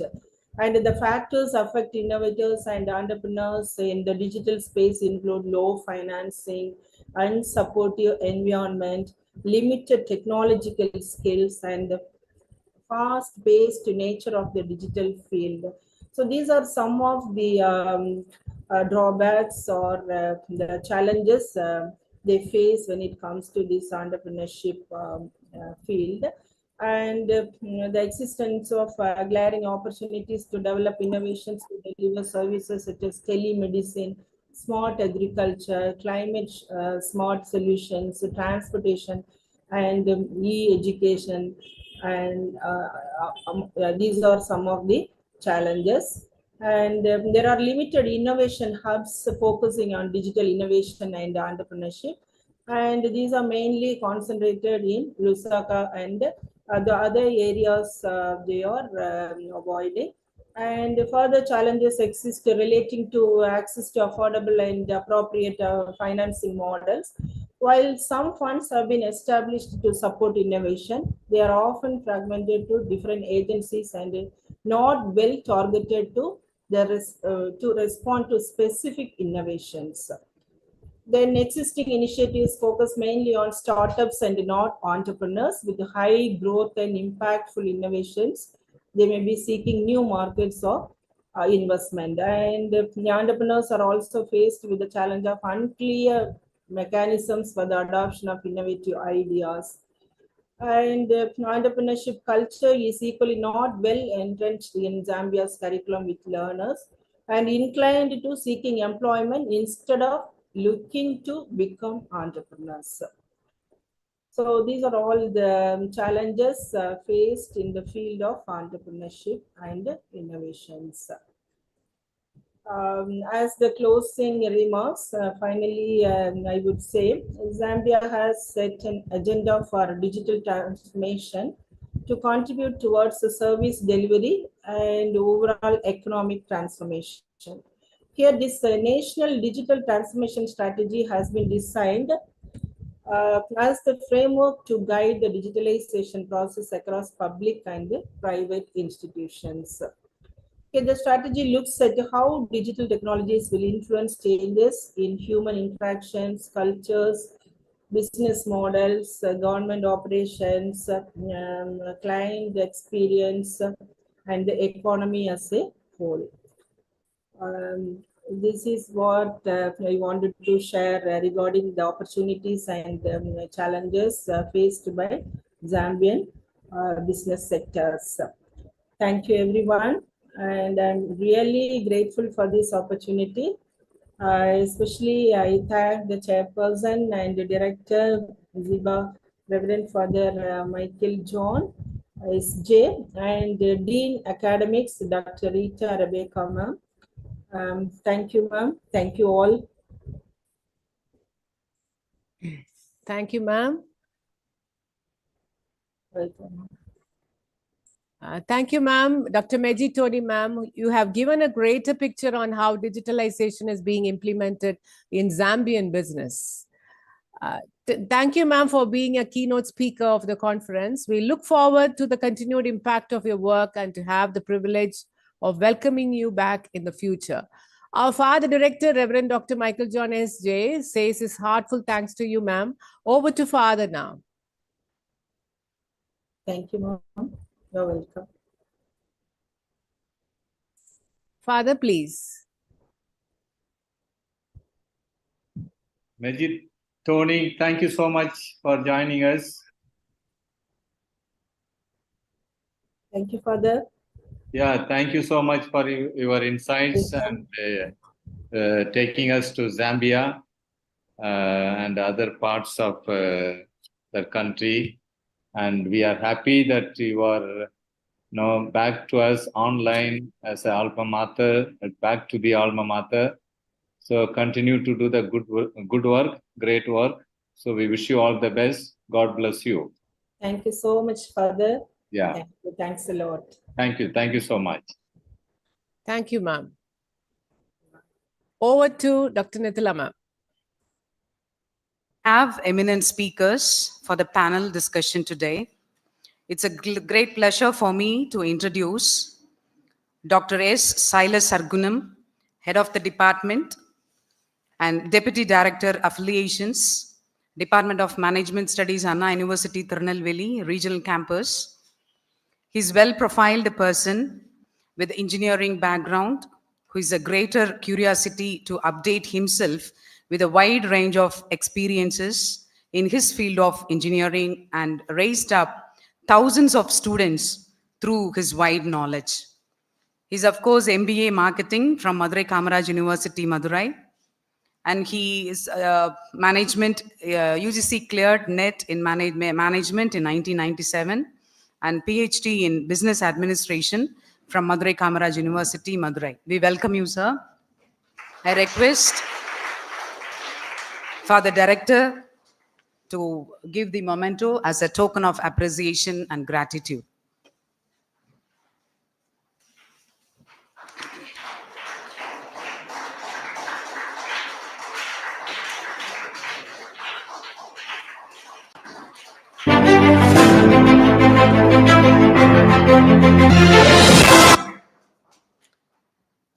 Mr. Ajit Christopher, Director, STJ Group of Companies, is a well-renowned person in the field of automobile industry. He has completed his post-graduation in family business from NMIMS Mumbai and BE Production Engineering from Karunya Institute of Technology and Science, Coimbatore. We welcome you, sir. And I'm happy to welcome Mrs. Sylvia John.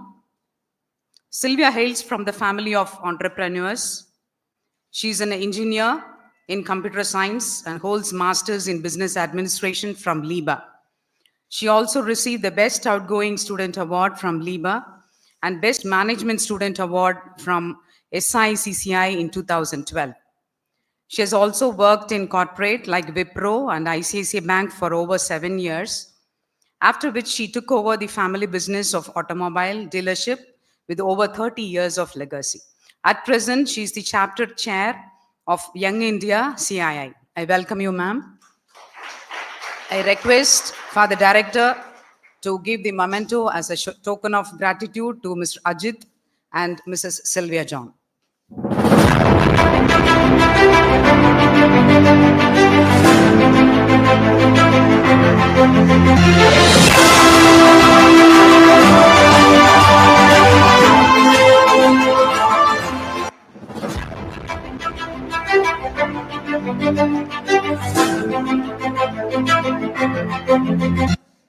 Thank you, Father.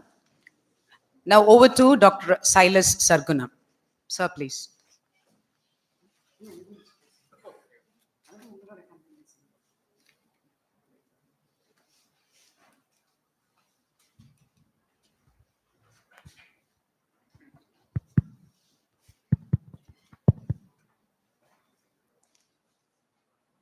Respected Father,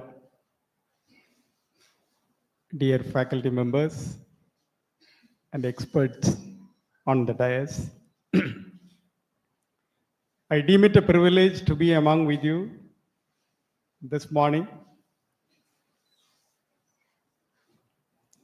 The topic for discussion, a very, very relevant one, a current one, and an important one. It talks about sustained development. It talks about digitalization and its role in sustained development. It also links that with the government policies on this aspect. We all know development, and as a result of your getting exposure to sustained development in this conference, I think by this time you will be very conversant with sustained development, sustainable development.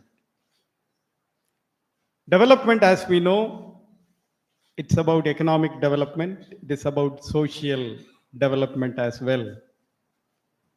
Normally, we measure the development of a nation in terms of GDP, gross domestic product. And now there are also other measures of development, including HR Development Index.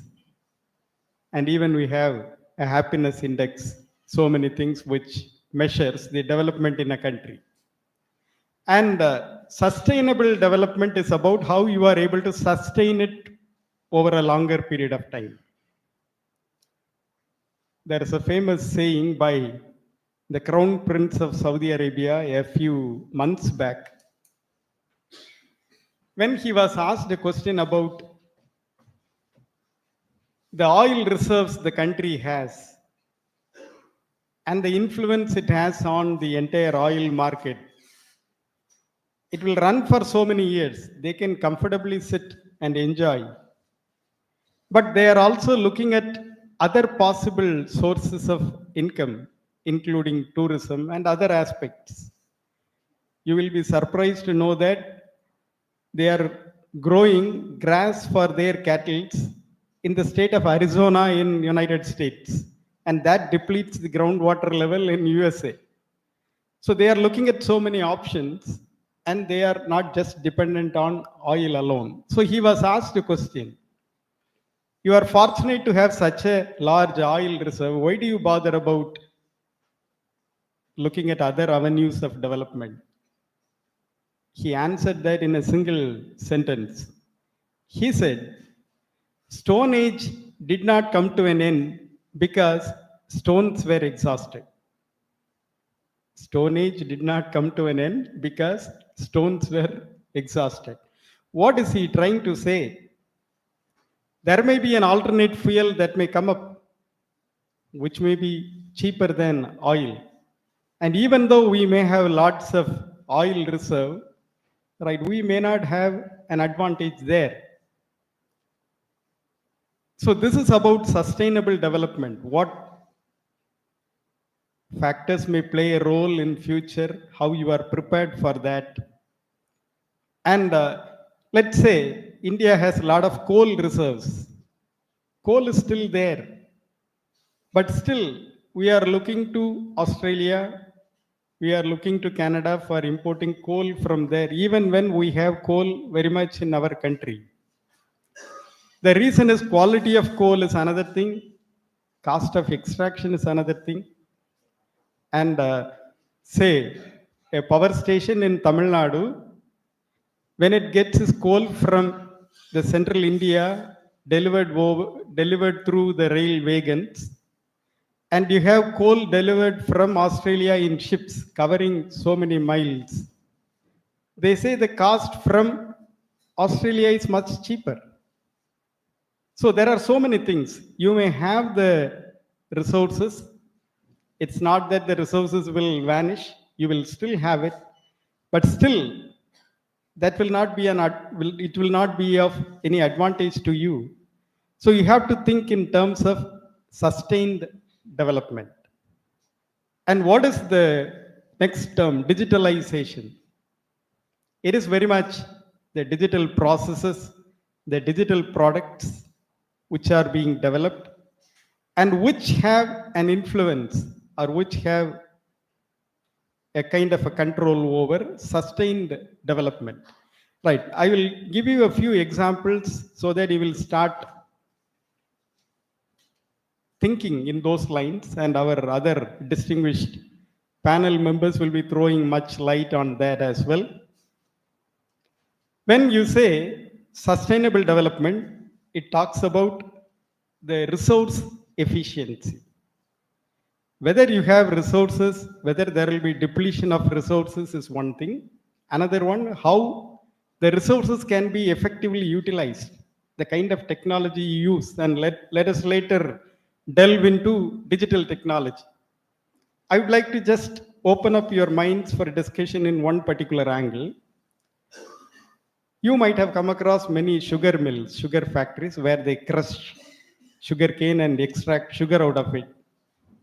The efficiency of a sugar mill is measured in terms of a particular factor called recovery factor.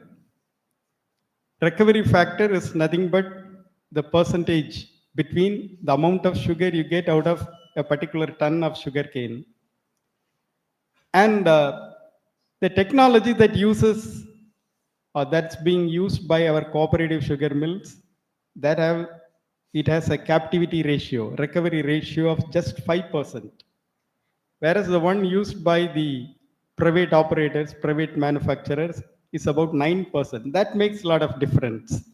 So how effectively you are getting the maximum out of the resources is very important, and digitalization also helps in that. Another one is the environmental factor.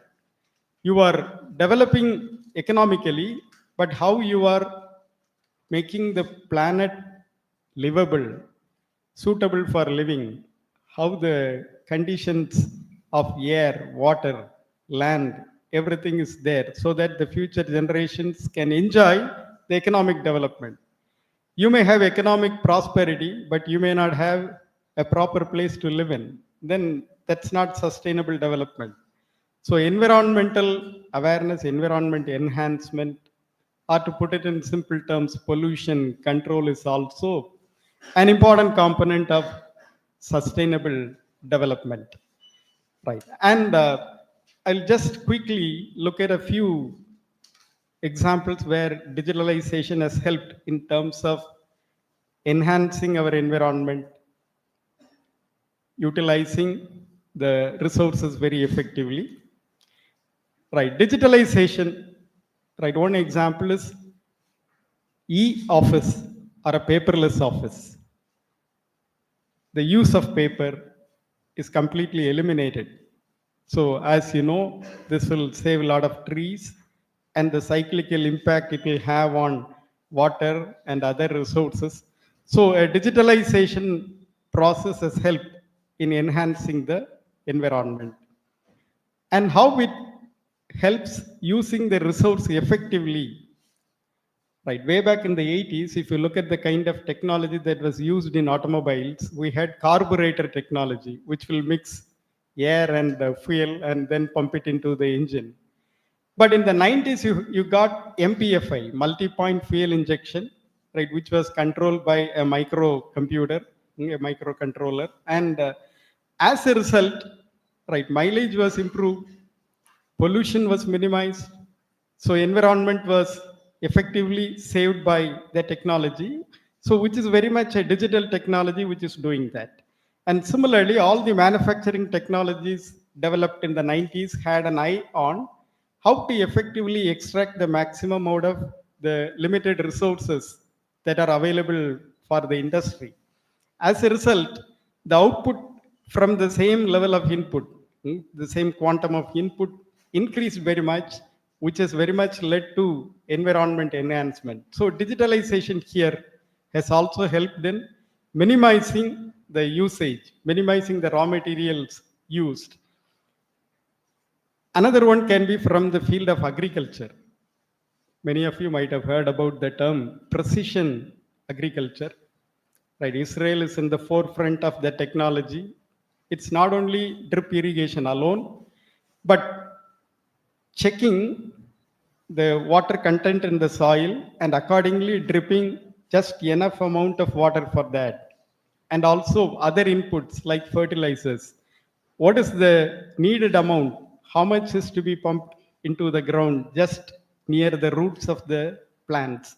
So all this precision engineering, precision agriculture had been helpful in minimizing water and other inputs, improving the productivity. So you find digitalization helping in the form of agriculture also. Right. And another thing, you just look at the kind of financial services that are available now, how digitization has happened. Just 15 or 20 years back, when we want to have some kind of money, we have to go to the bank and take the money from the bank. Maybe you have to spend 1 hour, 1.5 hours filling forms and getting the money and having it safely put in your Almera, so that for that full week you will have to depend on that. But now you find ATM technology, digital payment, UPI payment, even without any interaction with the bank, you are able to do all these things. And that saves much of time, more time available for being used in other useful applications. So you find digitization there is also leading to sustained development. In the morning, you had a presentation where health services, how they are being integrated with the digital processes. A former IIT director a few days ago was referring to what is happening in the field of medicine. He said, medicine is now 90% engineering. So that's an insult to the medical profession, you may think. But that's what is there. So all the processes have been digitized. And with engineering, they are able to do their professions much easier. A lot of time is being saved. And much right, resources are also utilized more effectively in the medicinal field also. Similarly, right, you may come across this particular situation. Tomato was selling at rupees 200 per kilogram, and in another 1 month, it was selling at 5 rupees per kilogram, and farmers were just dumping them near the roadside. This is happening because agriculture in our country is completely uncontrolled. But if you look at any country which depends on agriculture for its GDP, there is a kind of a control. The government, right, a benevolent autocratic approach is being followed, and they decide what will be cultivated in which land. And there is a kind of a broad acceptance, and that has to be respected. And they calculate what would be the required outcome, what would be the required output for a particular crop, and based on that they decide. They calculate all the time lag and all that, and they plan it accordingly.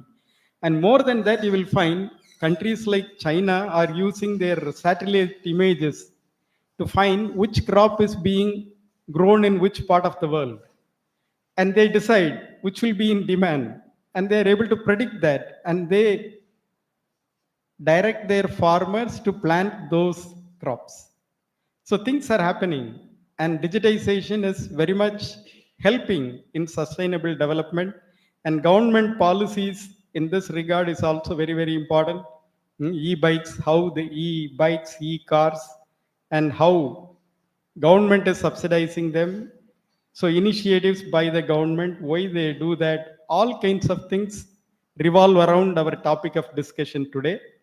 So sustained development, sustainable development, digitalization, and government initiatives in this regard. This is what is our topic of discussion today. So I think I have opened up your mind for thinking in that direction, and I'm positive our panel members will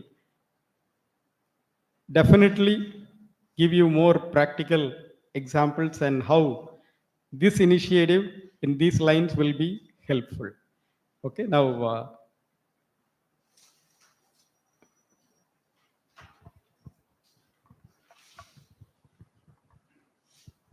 Good morning, everyone. Sir has very well talked in detail about sustainability and the economic aspects of the sustainability of a business. Um, when I was going through this topic, policy implications for nurturing business sustainability and digitalization, it's a very vast topic. As I just read the topic, there are a lot of aspects to this.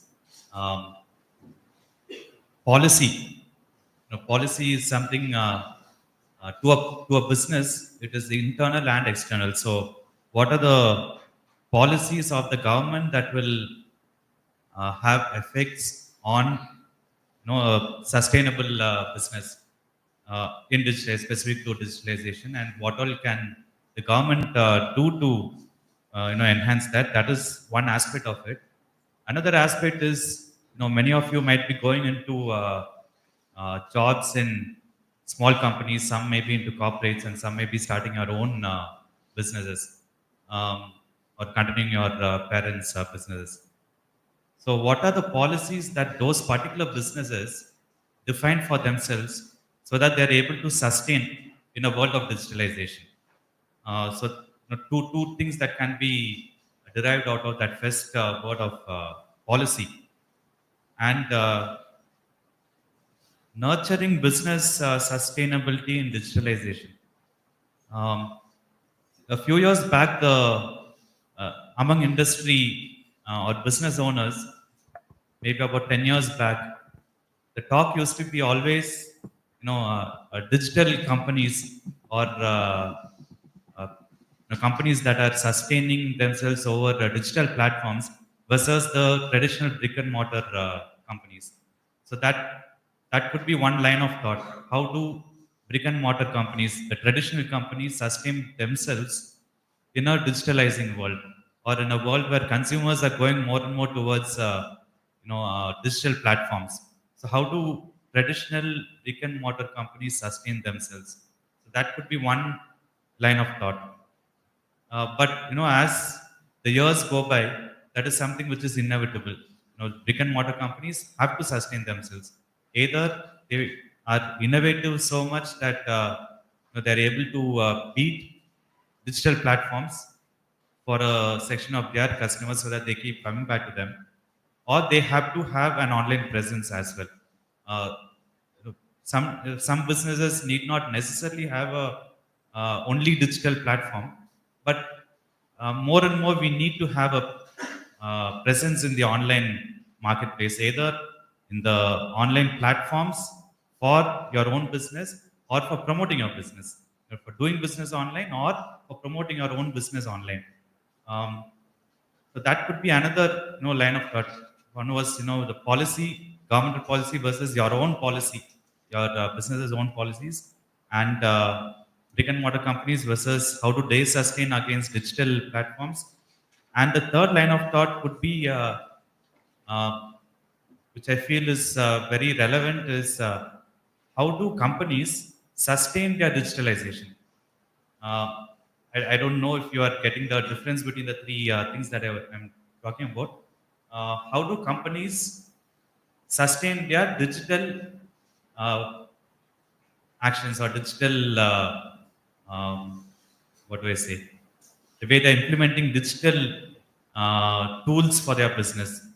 See, normally what happens, corporates may do better in this case, where they're able to work on digital platforms over a longer period of time, or have policies that will, let's say softwares or places where their customers can interact with them using digital platforms. They are able to have policies that are sustained over a period of time. Whereas small companies, the IT costs are reasonably high.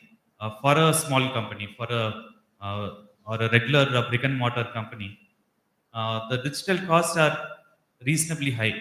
Sometimes we feel that digital costs are lower than brick and mortar costs. In some ways, maybe to start off with, it is fine, but then digital costs are quite high. So, how do companies, small companies, sustain their digital activities? So that is a policy that companies have to have for themselves, where they on a focused approach. To give a small example, I know of companies who take up 5 or 6 different digital products at the same time, and don't use all the features of those products fully. So it's a very half-hearted, just for the sake of doing something digital, we do things. A more right approach, a policy that the company should have for itself is taking one step at a time. Let's say there are so many platforms for advertising online today. So you start off with everything. WhatsApp, Facebook marketing, WhatsApp marketing, Instagram marketing, and there's so many platforms now. Many times we start off, with a lot of enthusiasm and josh, as we call it. But then, that doesn't sustain. We don't sustain that effort. So, I think we need to companies have to have a policy of taking things one step at a time, unless they have the resource to do things simultaneously and have everything going on or starting off at the same time. Otherwise, the impact will not be good. It will not be desirable, the impact of those digital efforts. Apart from advertising online, there are also, platforms that I spoke about. There are platforms online. Sometimes companies, regular brick and mortar companies, seeing all the competition in the digital world, or competition from sometimes smaller players or bigger players, companies feel that they also have to be present on Amazon, present on Flipkart, present on Meesho, or a lot of such platforms. We go and advertise ourselves there, place our products there, but then we don't follow through. So how do we sustain those efforts? Those are things that only individual business owners, or if you're going to go into industry, if you're going to be a manager somewhere, grow up to be a top level manager, then you need to have a focused approach, not do things for the sake of not getting into the digital space for the sake of getting in there, but then have a long-term approach, have a long-term vision in mind. This is where I see my company to be in the digital space, either in the digital space or using digital platforms to promote your business. So, what are the policies that we need to have as a company or as a business to make sure that business is sustained through all these digitalizations? So these are things which I feel needs to be thought about. And one more different thought on this would be nurturing business sustainability in digitalization. So today, all of us have our smartphones. All our employees have our smartphones. As you go into the industry and grow up in the ladder, you will have people under you. Everyone has smartphones. What is our span of attention? So the business has gone digital. You have to have your smartphones on. You have to have your WhatsApp on. But are your employees going to be able to spend the 8 hours that they are working fully focused, so that your business is sustained? If we are not able to train our employees to not get distracted with so many things that are there online during work hours, that itself will waste a lot of your business's time, a lot of your resources, a lot of your money that you're putting in to employ these resources, and your business sustenance itself will be a question mark. So these are the different thoughts that came to my mind when when I was going through this topic. Over to you, ma'am. Hi, good afternoon, I think, right? Good afternoon. I think all are very excited or very already sleepy, semi-sleepy position. But anyway, we'll try to make it light, okay? See, we are all representing small and medium enterprises. So digitalization is currently inevitable for any sector, be it corporate, small, medium, or even unorganized sector for that matter. Have you guys seen cart vendors, or even roadside shops accepting Google Pay? You see UPI QR code. Can you imagine this few years back? If somebody had told you, Potti Kadela, they'll accept UPI payments for 5 rupees, would you have imagined that? It's completely unimaginable, but that's how it is today. The reality is people have embraced the change. And those who won't embrace the change won't last long. That is the reality. I'll start by a small example. I have an automobile dealership. I have a Hero brand dealership in Thoothukudi. How many of you are Hero customers here? Anyone who drives Hero bikes? The youngsters don't drive Hero bikes anymore. Very unfortunate, but we'll change that. Anyway, so I was looking for hiring people. Okay, so back in the days, I mean, I'm in this business for 10 years now. Back in the days when we wanted to hire somebody, what will be the way forward? What will we do? Hiring pannona, what will we do? Possibly put an ad in the paper, right? Wanted so and so. I want a sales manager. I want a service manager. I want a technician. I want this. I want that. What are the qualifications I'm looking for? What is the expected pay package? You all seen a ad in the paper for something like that, right? And this ad is actually very expensive. Do you know how much it costs to put a small piece of ad in the newspaper? Like 4-inch by 4-inch ad will cost somewhere around 10,000 rupees. Okay, it's absurd, but it costs around 10,000 rupees. So we placed an ad. We got around 5 responses. Okay. Then out of the blue, we thought, why don't I place the same ad in a WhatsApp status, a WhatsApp marketing kind of a thing? How many responses do you think we got? I got 75 responses for the same ad. What do you think is the issue? Thing is, you guys don't read newspapers anymore. That's a fact, right? I mean, I studied in Liba, but the first fundamental thing what we were supposed to do in Liba is read the Economic Times in the first day. First thing you do in every day is read the Economic Times. Do you have such a practice here? Great. Glad to see that happening. So you guys do read paper, right? To some extent, right? But we don't read all the regional newspapers and things like that. But the fact is, my target employees are not in the newspaper space anymore. They are in the digital space. And it is so odd, they did not really ask me anything to do that WhatsApp marketing or promotion, and I still got that 75 plus responses, whereas I paid 10K and I hardly got 5. And out of the 5, probably none would have actually converted, right? So that is the edge that digital gives you. And this is the space where even small business owners need to operate in. In automobile business, everything has been now digitalized. Sir was explaining about how the technology has been changed from a carburetor to fuel injection, and now, are you guys familiar with this transition from BS4 to BS6? Are you guys familiar with the words BS4, BS6? Can anyone tell me what that is about? Bharat Standards 4. Wow, I'm very impressed. Good. Okay, so Bharat Standards 4 is a emission standards. Okay, so as a part of sustainability activities, government has been forming this, a roadmap of how we will reduce emissions over the years. See, overnight, nothing can be achieved. Let's say if government decides today, okay, from tomorrow onwards, everything is EV. What will you do? What bike will you drive? What will I do with the stock that I have? You can't just throw everything away, right? There has to be a transition. Nothing is absolutely immediate overnight transition is impractical and absolutely stupid, if you ask me.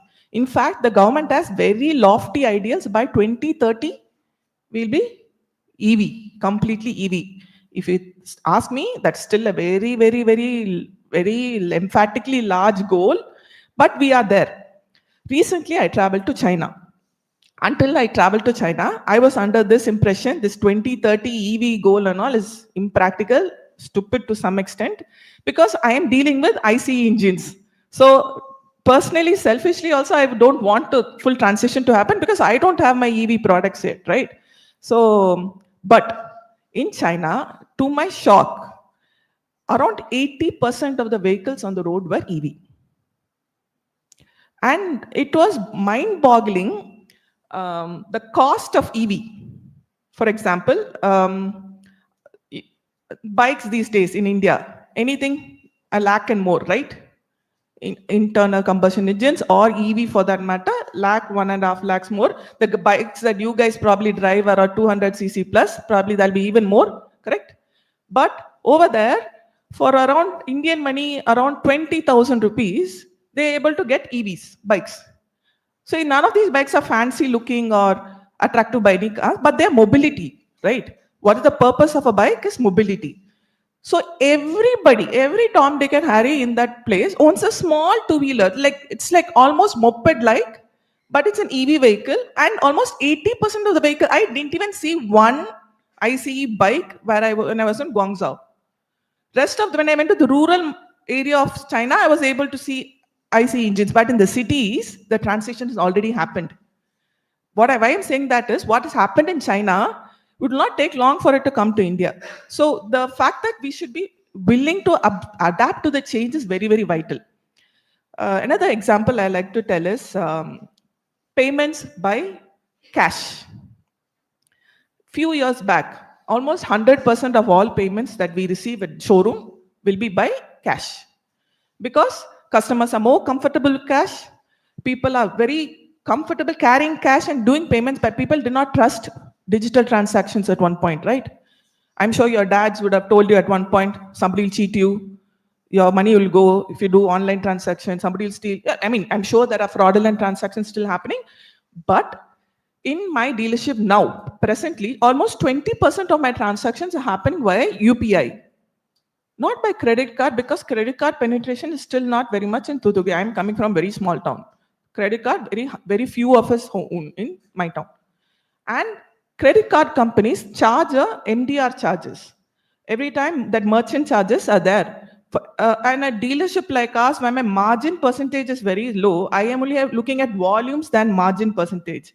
And paying a 2% margin to the card company will be absolutely wrong financial decision on my part. So for me, I cannot bear the MDR charges. For the customer, let's say he's paying 1 lakh and 2%, if he's going to pay MDR charges, it's also impractical for him. So earlier, debit card, credit card, nobody used to pay, even though it was there for many, many years, right? Credit card, debit cards have been around for long. But UPI, why is it so popular? First, because it's free, no transaction charges. Second, it's simple. You don't have to carry the physical card. You have your mobile phone, Google Pay, almost. Can I see a show of hands? How many of you have used Google Pay? Okay, how many of you have gone to banks? Probably 1, 2, 3, 4. Okay, very insignificant number, right? I worked in a bank, and I tell you, I have never gone to a bank to withdraw money ever. Because we are so used to digital payments and all our transactions, all my company transactions, my personal transactions, everything has been digitalized. I don't sign checks anymore. All my vendor payments go to digital payments. Why? Because first, I don't have spent half an hour every day sitting and signing. It's a very painful process to sit and check every bill and sign. Whereas I can, in one click, I can authorize all my payments. Okay, so digitalization is present in every aspect of the business. Secondly, if you talk about the dealership, when you come to service a bike, everything is digitalized. Do you know that now? They get your mobile number when you come in. They'll create a job tab, which is digital, which is usually an app. The bill is generated also on this system. Nothing is manual anymore. In fact, Hero Motocorp insists that all the processes needs to be digitalized, no manual work. Of course, this paperless company eventually may be the situation. Right now, there is a bit of paper involved, but almost 50 to 60% of our work has already moved towards digital.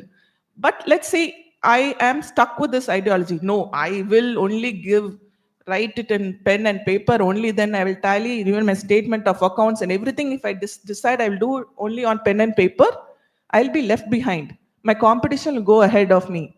I will be lost in the times. It's a case of ambassador car. Because do you remember ambassador cars? Okay, ambassador cars were fantastic at one point. They were like the goals. If you had an ambassador car in your house, you are settled in life. You're great. You're Contessa, ambassador, erstwhile cars, right? But why didn't ambassador cars still continue?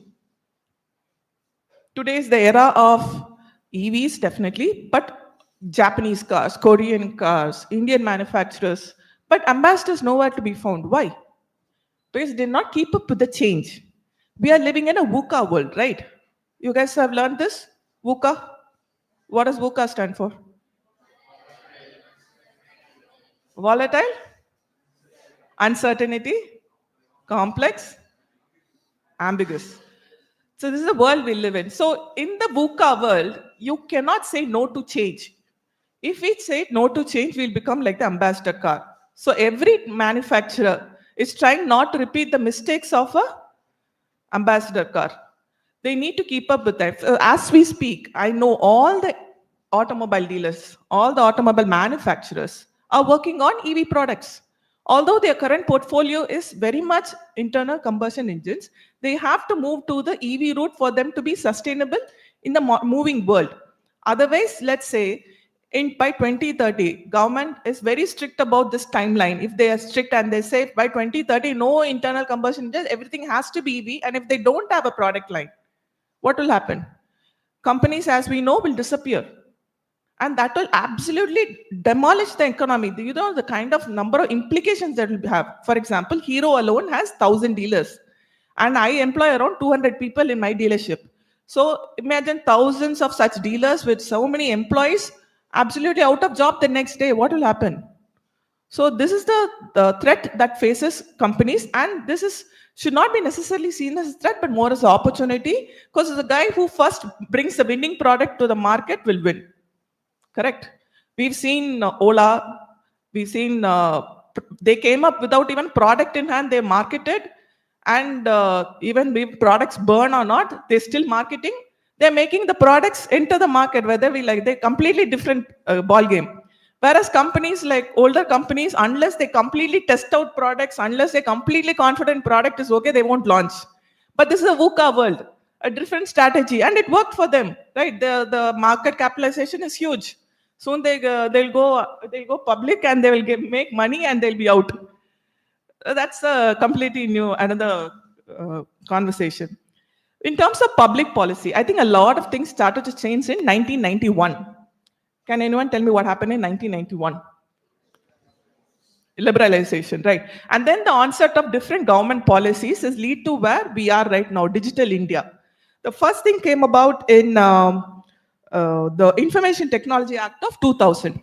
Okay, this brought in businesses to India, the IT hubs of India like Bangalore, Chennai, Hyderabad grew to the fact of this policies, government policies. And then the National E-Governance Plan in 2006. These are the economics, these brought about reforms in the economic and digital space in India. Right now, Aadhaar is a very big government policy. Do you all know why Aadhaar came to be? The funda behind Aadhaar. Anyone know why we needed Aadhaar? See, basically, there's a lot of government subsidies that government gives to its citizens. A lot of time, due to corruption, due to bribery, a lot of this is lost in the process. A lot of government schemes don't reach the end man. And to ensure that that doesn't happen, this digitalization of, end citizen identification came to be. So that let's say the government intended to give 2,000 rupees to one Mr. Muthukrishnan.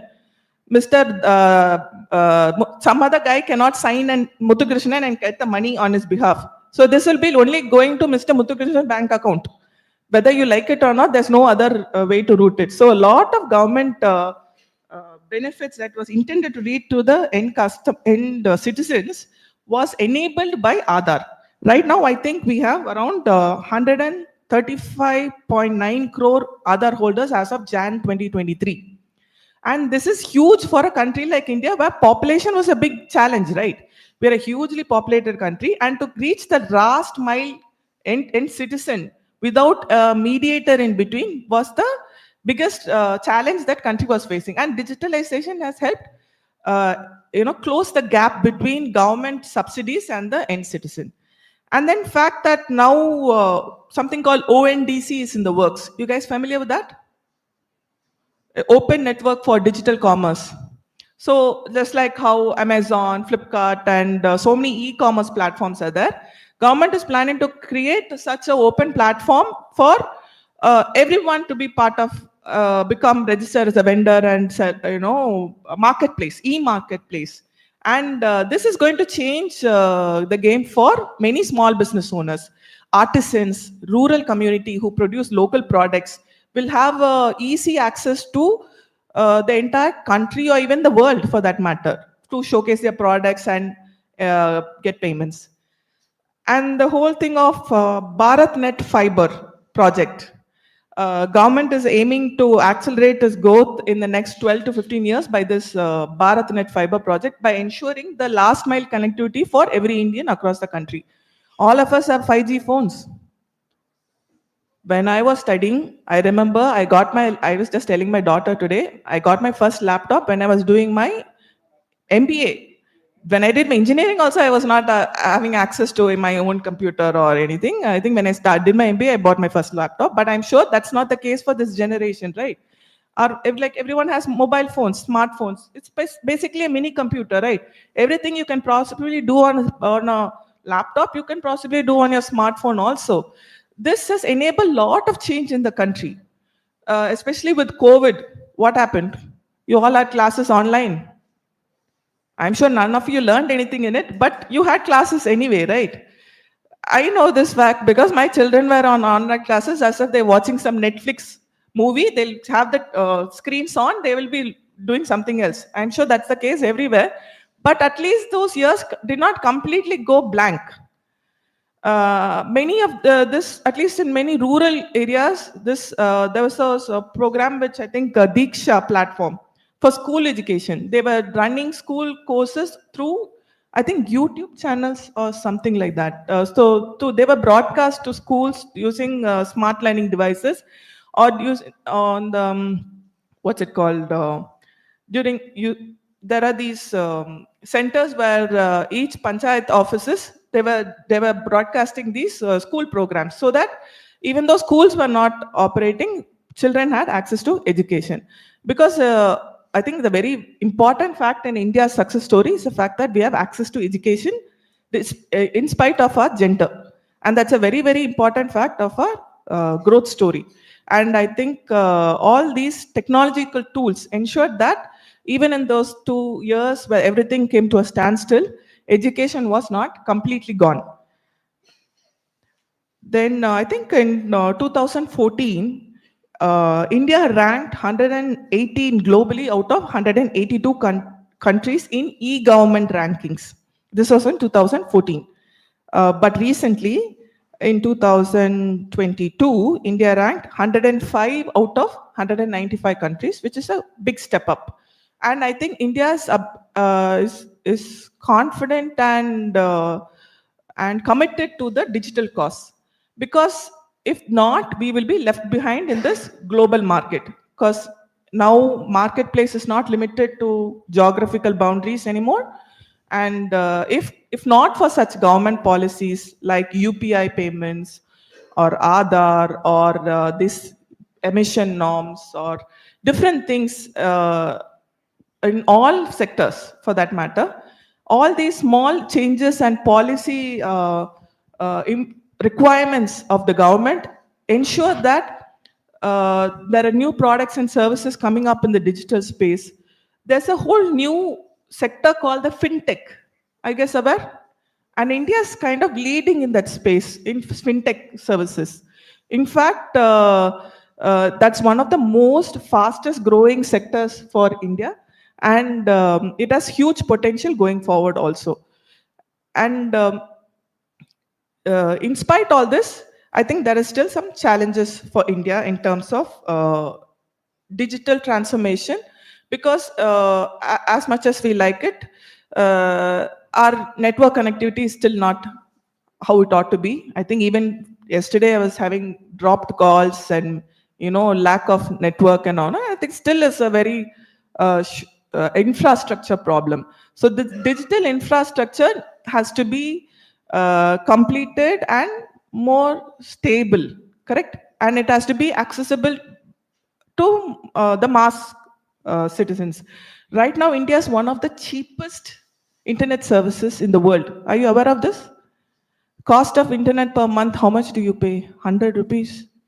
Top up, how much GB do you get? How many of you are on prepaid schemes? Prepaid or postpaid these days? Prepaid, how much per month? 295. If you think about in dollars, how much do you think that is? Absolutely chump change, right? You in US, if you think about this, they are paying around $30-40 for their connection. But we are very privileged. The power of the population comes into play. With the number of users so massive, our companies are able to give you access to such uh, uh, such technology. 5G is a technology which the Americans are also paying $60 for. I am paying 299 rupees. If only they knew about it, they will start a war. But that is where we are. I think that last mile connectivity but reliable connectivity is also very much needed. Another thing I wanted to touch upon was cloud computing. Is anyone familiar with cloud computing? Yeah? What is cloud computing? I'm hearing this. So it's basically storage, right? Instead of you paying for your servers and resources in your own place, and he mentioned how expensive it is. It's actually very expensive to have a server at your own place. But it is absolutely affordable to go cloud. But why are people not going cloud? If it's so cheap, so affordable, everybody should go to cloud, right? What is the challenge? Data, because we don't have enough laws to protect us from data protection and privacy and all that. So if there's a breach in data, what happens? Let's say I have my database of my customers from 2012 to up till date, right? If one breach of data, entire list of my customer database, my competitor can take. And I lose a very distinctive advantage, right? Because now data is king. Data is gold. Data mining is happening. Earlier there was gold mining, diamond mining, now data mining. Why? Because data is king. You may not understand how much data is being used and how it has been done to analyze you and study your buying behavior, and it's very, very key going forward to protect that data. Okay, so in India, I think a huge input from government or huge step towards data protection and privacy, and uh, heavy implications in case somebody breaches such thing. And not only laws, but at least implementation of laws also need to happen, because I think we all have laws in our country, but where we lack is implementation of laws. So if that is in place, only then corporates and even small and business medium enterprises will adopt such technologies and save on their resources, and which will be incremental saving, and there'll be a ripple effect of that into the economy. So I think that's my thoughts on this whole digitalization and sustainability, sir.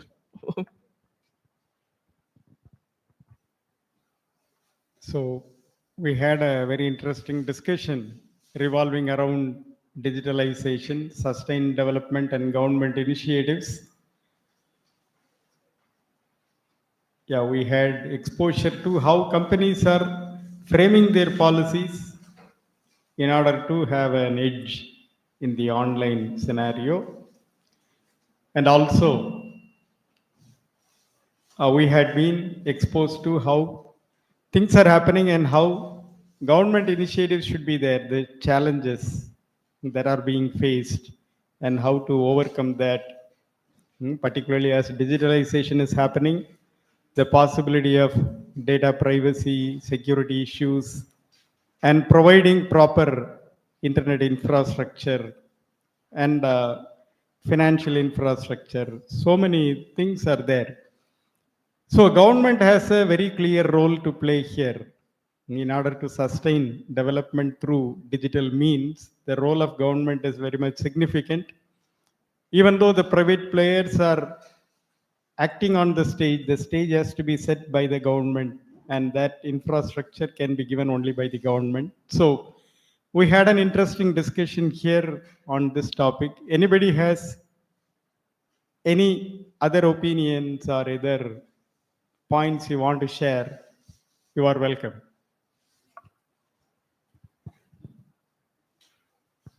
Some more examples that we can talk about how government policies shape businesses or affect businesses. I don't know how many of you would be aware of the RTO process, that is the registering of vehicles and getting a simple thing as a driving license. Getting a driving license few years back or 10 years back, 15 years back was a very tedious process. Today, it has become very simple, and that has been possible through digitalization, because government has put in a lot of effort into digitalizing the whole process. Passports, getting passports. I remember when I got my first passport. This was probably early 2000s or mid 2000s.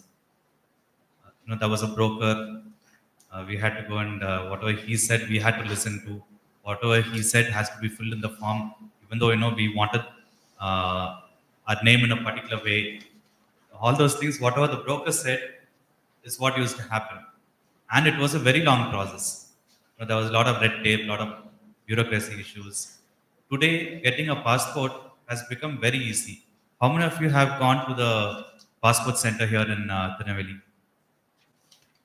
Quite a few of you have gone. You would have seen how easy it is. You yourself can apply. Yes, there are agents who apply today also, but it has become so easy where you yourself can apply for a passport. You get a time, a slot where you have to be present. All this is managed digitally. Your documents are uploaded. You don't have to carry a lot of your documents. And privatized, very importantly privatized, where I think it is Wipro staff who are the Wipro or Tata TCS, I'm not sure, TCS staff who are the ones in the front line. So they verify all your records. If there are any changes, any corrections to be made, that is done at the first level itself. And by the time you go to the first floor, ground floor to the first floor, all your records have gone to the government officers. And a very important thing is that the government officers are made to work within a stipulated time. Earlier, it was at the whims and fancies of the government officers, at whether your passport will be processed, whether you will get a passport and what time, how long it will take. Today, that is not the case. It is because the government has put in that system in place and brought that whole process into the digital space. It has become very easy for us. There is still a lot more things that the government needs to do to improve. The same example of RTO, where still a lot of work has to be done. For example, as dealers, both of us are from the automobile dealership business. 15 years back, Andhra Pradesh government, the dealers did not have to take the vehicles to the RTO office for registration. It was all done digitally 15 years back, 13, 15 years back. Only they had to just sit in their office on their computer, they could register the vehicles. The temporary registration used to be done and delivered. Whereas for the same margins, a dealer in Tamil Nadu will have to, fill in petrol or diesel, take the vehicle there, employ people to, employ the extra drivers, employ RTO agents, to go and register the vehicle. So, at that time itself, we could see a clear implication of the difference in government policy between one state and another state, how it affected, the business expenses and the business headache. RTO, was a big headache earlier. A lot of things have changed now, but still we have not yet gotten to the level where Andhra Pradesh was 15 years back. So this is where the government policy really plays a big role. There are a lot of things that happen behind the scenes, but the policy really makes a big difference. Again, IT filing. IT filing earlier was all manual till about 20 years back, I think, I don't know, or even 15 years back. A lot of manual work was there. Today, of course, businesses, we need to have our auditors and, they need to file it online and all that. But a simple IT filing, salaried person with not too much of exemptions and all that can file their IT by themselves. It has become very easy. Earlier, people had to go stand in queues, a lot of time wasted, a lot of unnecessary questions. Today, it has become very simple. GST, after GST has come into play, I can see a lot of difference. Earlier, we had multiple laws that we had to adhere to, multiple tax systems. Now, of course, GST has come, that has changed the way businesses are taxed, but it has also made it simple because of a lot of things. Almost everything, it's 100% online actually. Even your appeal, you have to appeal for some dispute. It is done. It has to be done online. You have to file online. Your payments are online. Everything is online. You don't have to take your forms and go physically. You don't have to send. Earlier, if you used to purchase products from another state, you had to pay interstate tax, and there was something called a C form that you had to check manually, and for each product you had to submit a C form, a big form that was there, and it was a very cumbersome process. And so again, government policy on digitalizing the whole taxation method has made it simpler for business now. So government policies do have a huge impact on businesses, and business sustainability can be brought in this topic in a way where a lot of your resources are not wasted. You don't have to spend extra money to employ people to do all these mundane tasks. So the government policies have a big effect on business sustainability.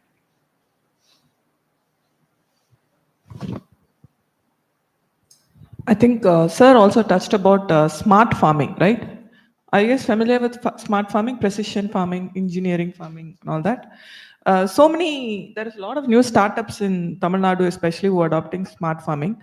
I'll give you a small example of why this is necessary.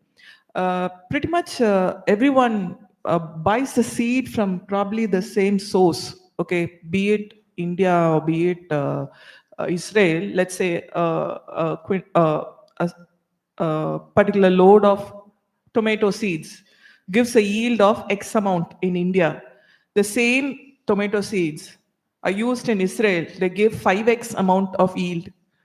So what happens in terms of economic impact? The opportunity is lost for the Indian farmer. Why? Because of lack of understanding of scientific farming principles. What we are used to is traditional farming principles. Okay, nothing wrong with tradition. I'm sure tradition has its own perks, but the fact of the matter is what many research papers say. The fact that Indian farmers are poor. You understand that? It's a fact, right? Indian farmers are known to be poor. They're known to commit suicides because they don't have enough money. They borrow, they can't pay back, they don't have enough produce to match even the expenses that they incurred.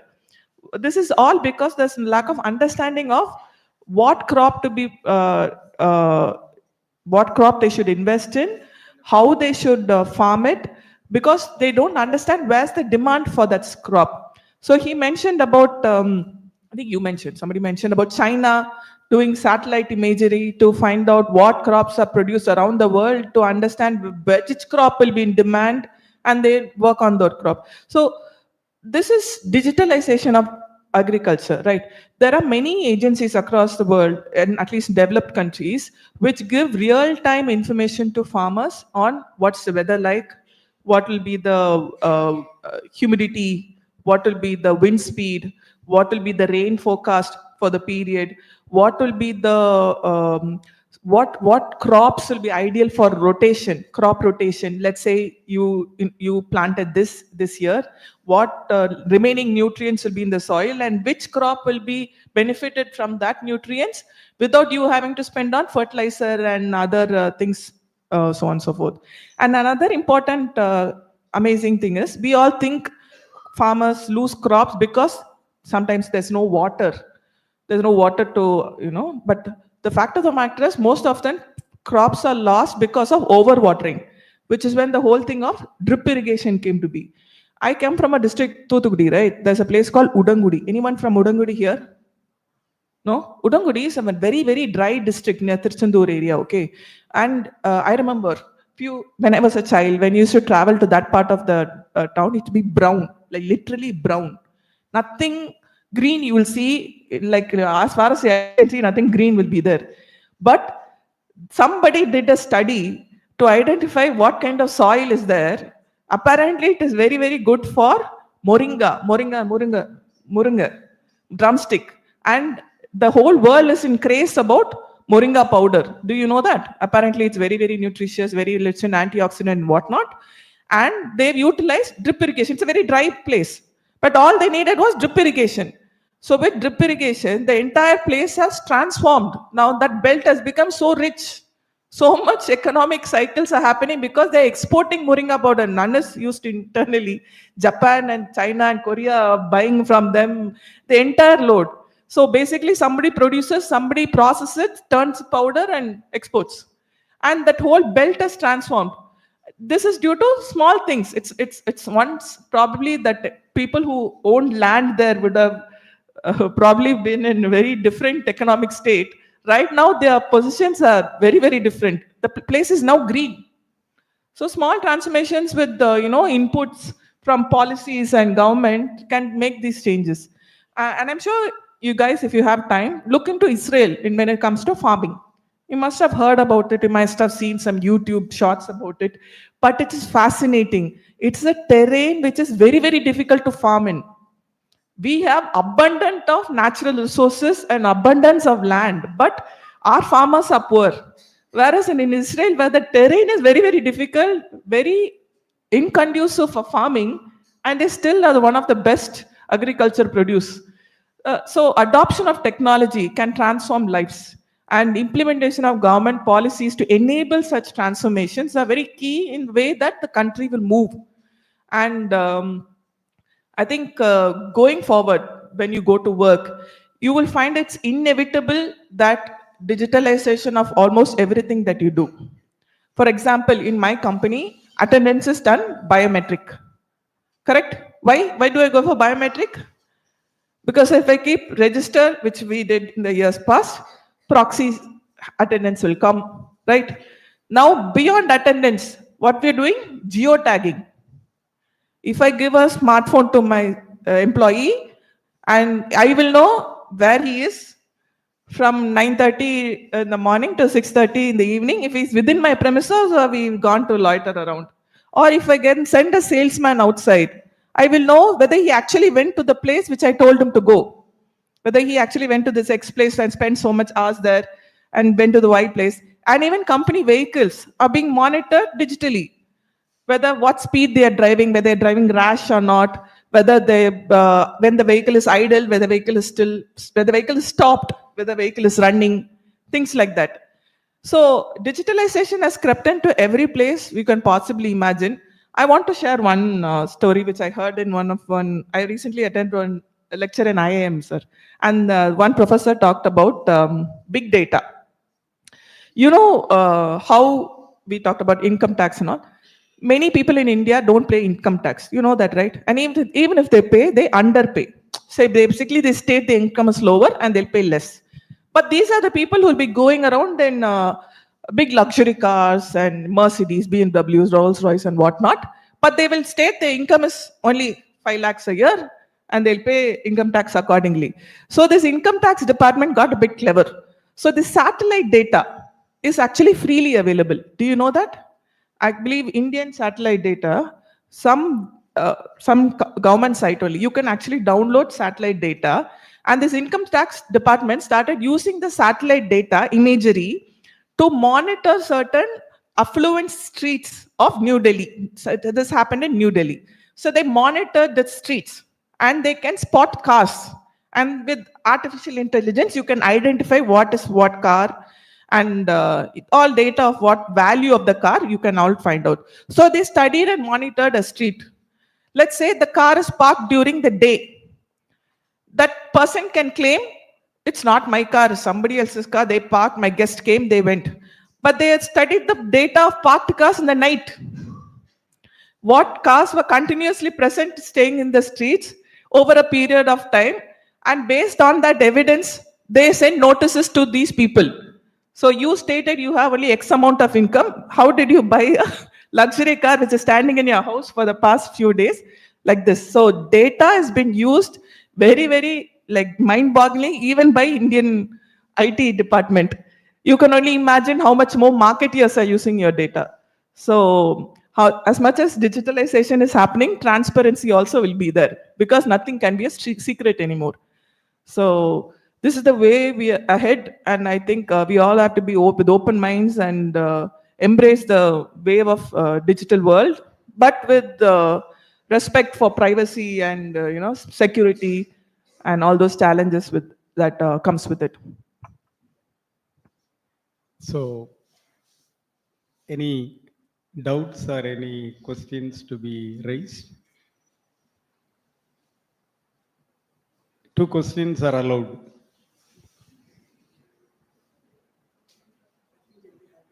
Please feel free to ask questions. Who of us from the industry and service from the academic line. Any question you ask will be interesting for us also.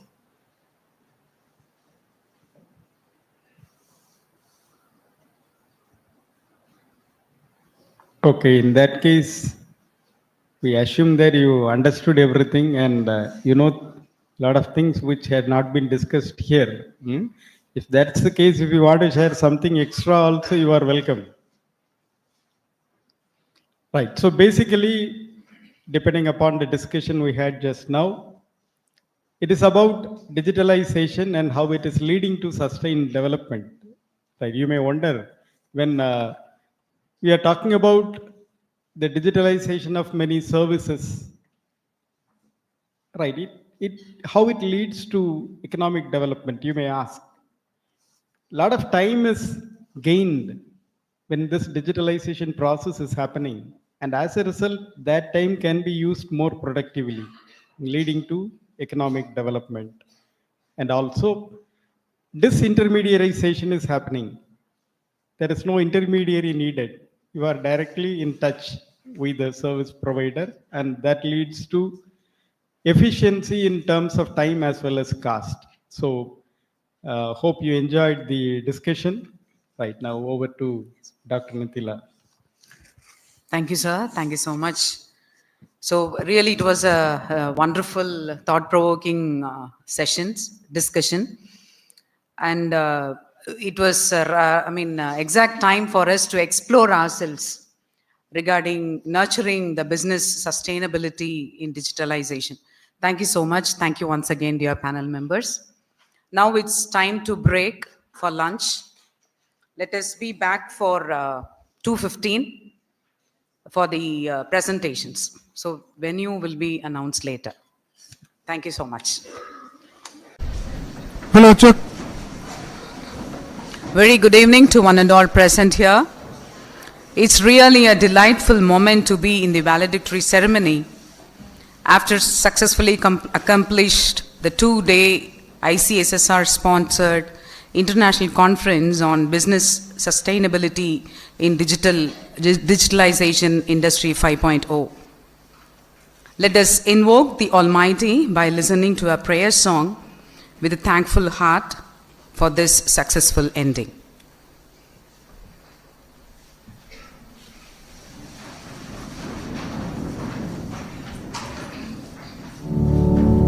God is good all the time. He put a song of praise in this heart of mine. Well, God is good. Darkest night, His light will shine. Well, God is good. God is good all the time. Here we go. God is good all the time. Put a song of praise in this heart of mine. God is good all the time. Through that darkest night, this light will shine. God is good. God is good all the time. Yes, He is. If you're walking through that valley and there are shadows all around, do not fear. He will guide you. He will keep you safe and sound. He has promised to never leave you or forsake you. And His word is true. God is good all the time. Put a song of praise in this heart of mine. God is good all the time. Through that darkest night, His light will shine. God is good. God is good all the time. Yes, He is. Be seated. Now I request Reverend Dr. Michael John S.J., Director, Xiba, to welcome the gathering.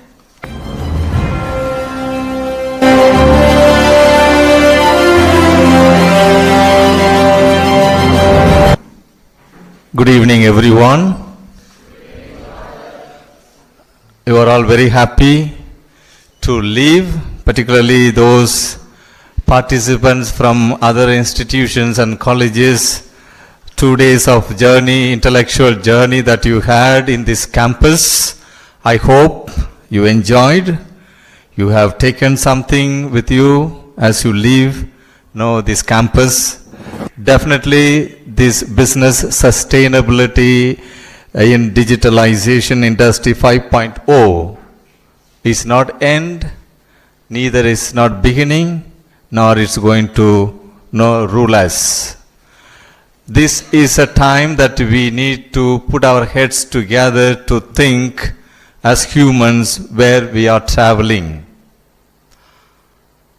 Therefore, the 2 days of journey and 2 days of sharing on intellectual discourse on this topic, definitely has enriched each one of us, should have enriched each one of us. Therefore, we cannot confine to our own self to say that I know everything and I don't need anything to learn. Therefore, I am really happy to stand just before you on this day when we have the valedictory function. For this particular occasion, we have with us Reverend Dr. G. Pushparaj, SJ, the Secretary, St. Xavier's College, a man with a clear vision and determination, a man with a passion and compassion, a person who listens and who cares for the needy, and a person who is very much into prayer. A person who stands with certain values, where nobody can compromise. And I have lived with him no more than 5 to 7 years. Of course, it's almost 10 years, including this year. And 5 years we traveled together, again 5 years here, of course not in the same department here in this campus, but in the community and at various levels, various discussions and etc., etc. And a person who is more into the management also, a man who's intellectual and who got the best, I should say, forestry, yes. Agri-forestry is an agricultural man. So in Madurai University, therefore, he is a right person to be with us, and who is also more of innovation and creativity, etc., etc. So, Father, we are really happy and blessed to have you with us for this valedictory function, and very shortly you will be listening to him and his insights on behalf of Xiba family and faculty members and the students and scholars and research scholars and participants from other institutions and college. I extend a warm welcome to you, Father. Of course, I also extend a warm welcome to Father Reverend Dr. John Bosco, SJ, the administrator of Xiba, to grace this occasion. So we welcome him. So put our hands to welcome him. Yes. And of course, so my dear students, loving students, you are there. So you are definitely tired. So I leave the podium to the resource person and the chief guest, Father Pushparaj, to share his views, which will follow the certificate distribution. Thank you. God bless you all. Thank you, Father. As a token of love and gratitude, I request for the Director to greet our chief guest, Reverend Dr. Pushparaj, SJ Secretary, St. Xavier's College, Palimkote, with a gift.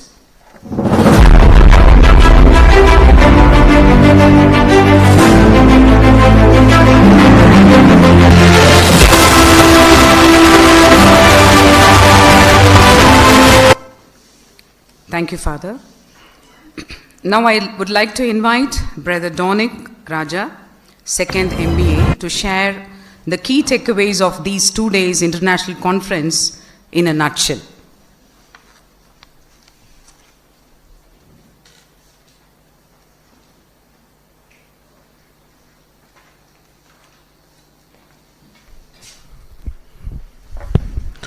Dear respected fathers, dear professors, and my dear friends, a happy good evening to you all. I am very delighted to share with you what these 2 days of Icbsidi 5.0 meant to me as a student of this Jesuit business school. The Ignatian pedagogical paradigm insists that an education must take place within a context. The discussions yesterday, especially the talk by Father Rector and his 3 ideas, resilience, human-centeredness, and change, has given me a context in which I am summing up my MBA studies, and some of us here beginning the MBA studies. The word sustainability is the word of the conference. All our discussions yesterday, the intellectual sharings, our conversations, the paper presentation, and of course the final paper presentation of today touched upon this particular context or this particular topic called sustainability in terms of technology, business, investment, resource mobilization, environmental sensitivity, and also business model. And therefore, I am moved to ask a question within myself: what sustainable impact my personal education here at Xiba and my own business education is going to make in the near future.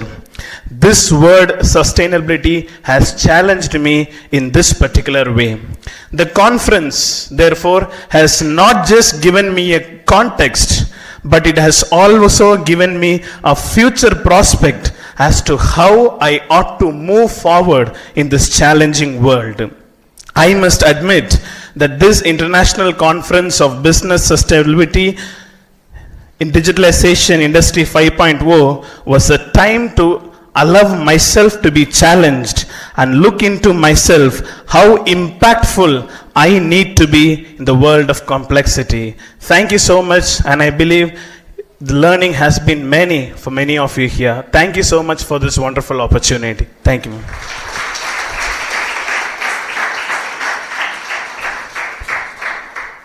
Thank you, Brother Tonic, for your wonderful explanation. Thank you so much.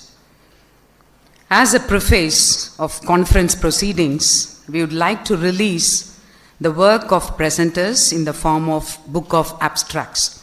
I request for our secretary to release the book of abstracts. Father, please.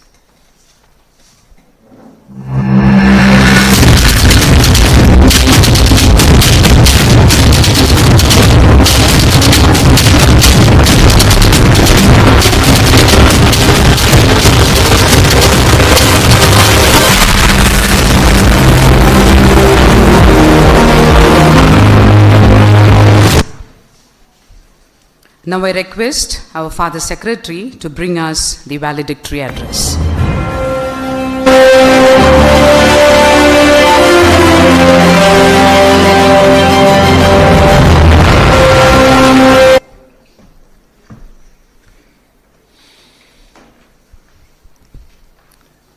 Good evening to you all.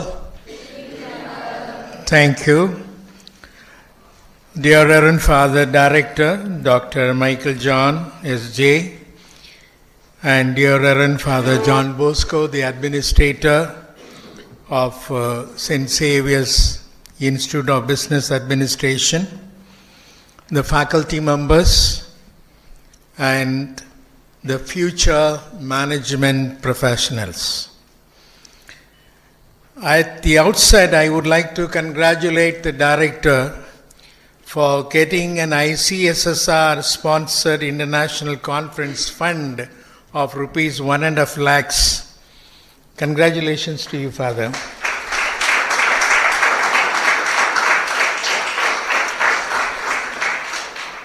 You know, after 2014, the central government ceased all the research funding.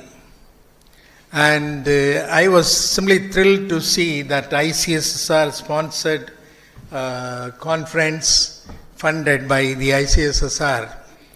And this funding is very, very rare today. And to get that funding, I don't know how many days you are working together, but it is worth trying. Now, once you get ICSSR project, you will continue to get. And I wish that you write many more, not only conference, workshop, not only seminars, but you can even organize international workshop for 3 days or 4 days. And I think the southern part of Tamil Nadu requires such an effort. And I think this is a starting point for Xiba to begin with the ICSSR conference fund. Well, today we are living in a world of digitalization. And in the world of digitalization, there are so many other things are there. And as I just browsed through your abstract, it deals with farm artificial intelligence and revolutionizing financial market, and the mediating through organizational commitment on employee performance, and so many other things. So I congratulate all those who have contributed to the articles to this abstract book, and please continue to write. Only thinkers can bring change in the society. Only thinkers. And I still remember while I was doing my schooling in Sacred Heart Middle School in Vikramasinghapuram, one teacher named Papaya, "Dey சாப்பாட்டு ராம மாதிரி இருக்காதீங்கடா, கொஞ்சமாவது யோசிங்கடா" அப்படிம்பார். அந்த கொஞ்சமா யோசிங்கடா அப்படிங்கிறது தான் இன்னைக்கு ரொம்ப முக்கியம்.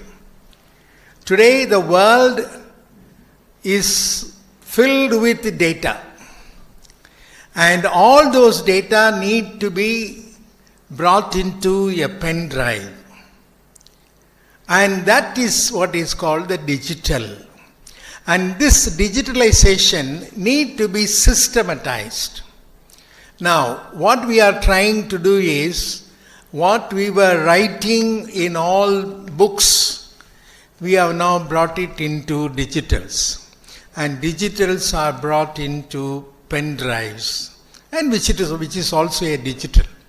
And therefore, what we need to do today, we should not think cut and paste. And I was just going through an article, and I applied for plagiarism of that article. It is very sad to know that the author of that article has about 20% of similar index, which must be less than 10%. And therefore, what we are doing, writing an article from that part of the book, this part of the book, the other part of the book, I cut and paste and create an article. Therefore, we refuse to think critically. And this particular conference, international conference, Business Sustainability in Digitalization Industry 5.4. And therefore, what we need is not only sustainable development, which started in the year 2000. And that sustainable development has now become a core context of digitalization.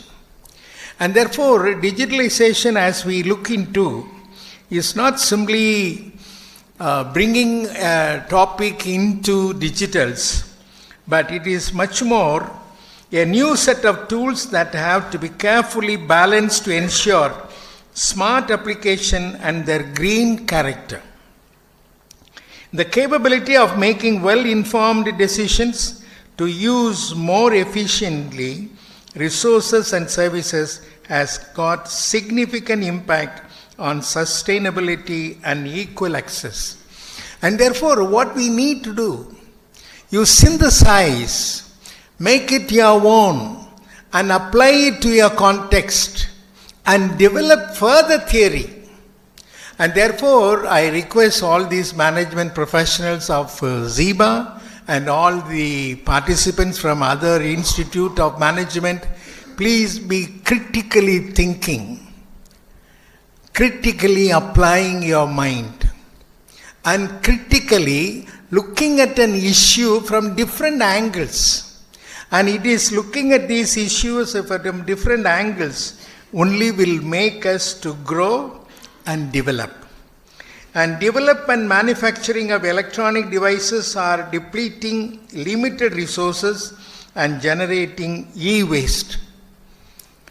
Whatever you may say, my dear management professionals, digitalization is one of the ways of storing your data and making it available to others. But then it cannot be equated the human brain. And therefore, you need to use your human brain as well as digitalization. And to apply the human brain to digitalization, you need to have a system of thinking. It must be critical, it must be objective, and it must be creative, it must be innovative. There is a lot of difference between creativity and innovation. Can anyone clarify me what is creativity and what is innovation?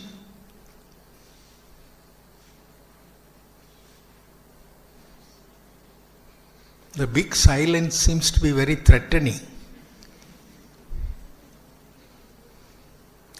Creativity implies that you think of a particular issue and try to find an alternatives.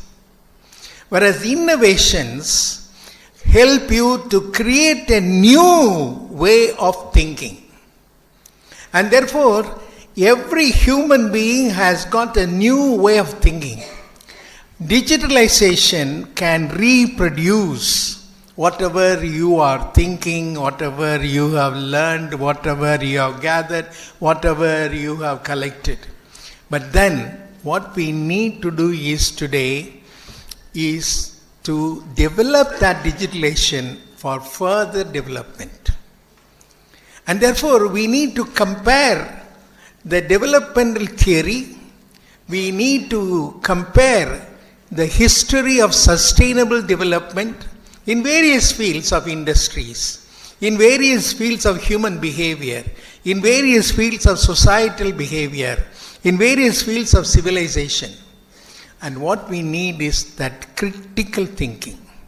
We should never swallow what one has said and reproduce it. That is not the human behavior.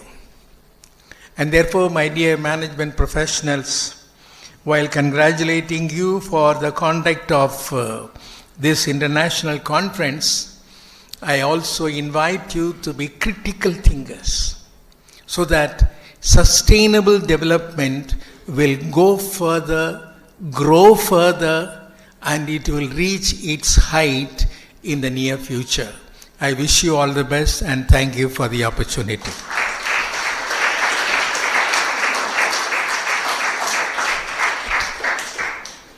Thank you, Father, for your thought-provoking insights and words of appreciation. I would like to call Mr. Ram Kumar, Assistant Professor, Xiba, to list out the participants and presenters of this conference for receiving their certificates. I request for the Secretary.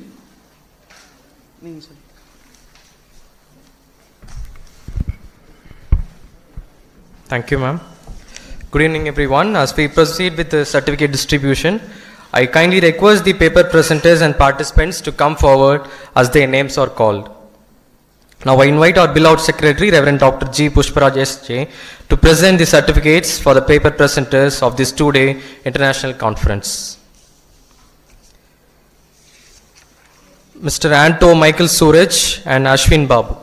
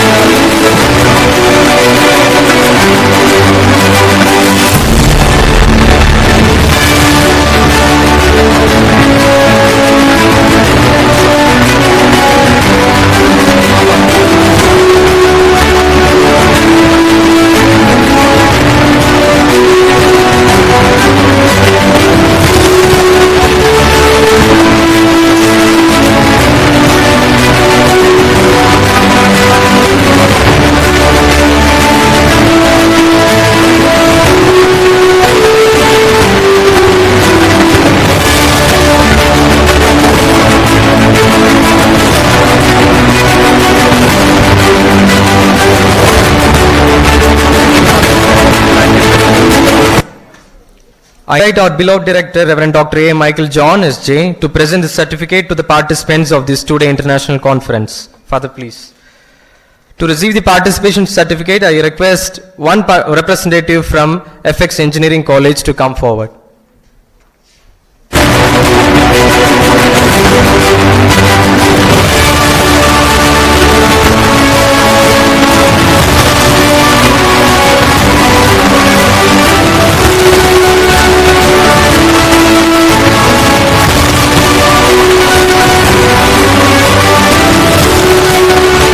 Father, thank you all for your valuable contributions. Your dedication to advancing knowledge is commendable. Once again, thank you.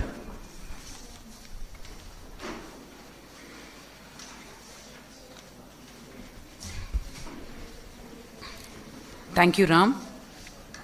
We are at the end of the program. Now I call upon Dr. Rita Rebecca, Dean Academics and the organizing secretary of this two-day international conference, to deliver the vote of thanks.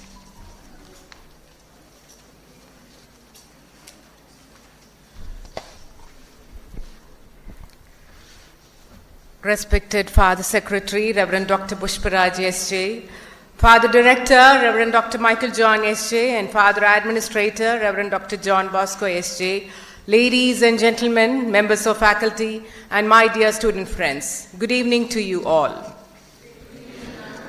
As we draw the curtains for the International Conference on Business Sustainability in Digitalization Industry 5.0, it is with immense gratitude and heartfelt appreciation that we extend our sincere thanks to all those who have played a pivotal role in making this event a resounding success. First and foremost, we extend a heartfelt thanks to our Father Secretary for having come here to Xiba to validate this intellectual forum with his valuable address. Thank you, Father. We owe our sincere thanks to our distinguished speakers, Dr. Karupasamy Ramanathan, the Dean of Hindustan Institute of Management, Mr. Deepan, Senior Product Manager, Double Cloud Netherlands, Dr. Salva Lakshmi, Principal and Professor, Tyagaraja College of Management, Dr. Madhavan, Professor, Department of Management Studies and Dean of Arts, MS University, Tirunelveli, Mr. Thomas Anthony, Managing Director, Country Manager, Jacobi Power India Limited, Tirunelveli, Mr. Sanjay Gunasingh, Managing Director, Belpins, Tirunelveli, Dr. Shaju, Registrar for International Affairs, Mayans International College, Maldives, Dr. Jayanti Abraham, Associate Dean, School of Biosciences, VIT University, Vellore, Dr. Meji Tony, Head, Department of Management Studies, DMI, Zambia University, Dr. Silas Sargunam, Professor and Head, Department of Management Studies, Anna University, Tirunelveli, Mr. Ajit Christopher, Director, SGJ Group of Companies, Tirunelveli, Mrs. Sylvia John, Regional Member, Project Mazam, CII, Managing Director, Arvind Auto Agency, Tuticorin, who generously shared their expertise and insights contributing to the intellectual richness of this conference. Their thought-provoking discussions have undoubtedly left an indelible mark on all the participants. We express our sincere appreciation to all the participants who had traveled from near and far to join us in this gathering. Your active participation, engaging questions, and spirited discussions have added vibrancy to the conference, creating an environment conducive to collaborative learning and networking. Thank you all. A special note of thanks goes to our golden partner, State Bank of India, whose support has been instrumental in bringing this conference to fruition. Your commitment to the ideals of business sustainability and digitalization is truly commendable.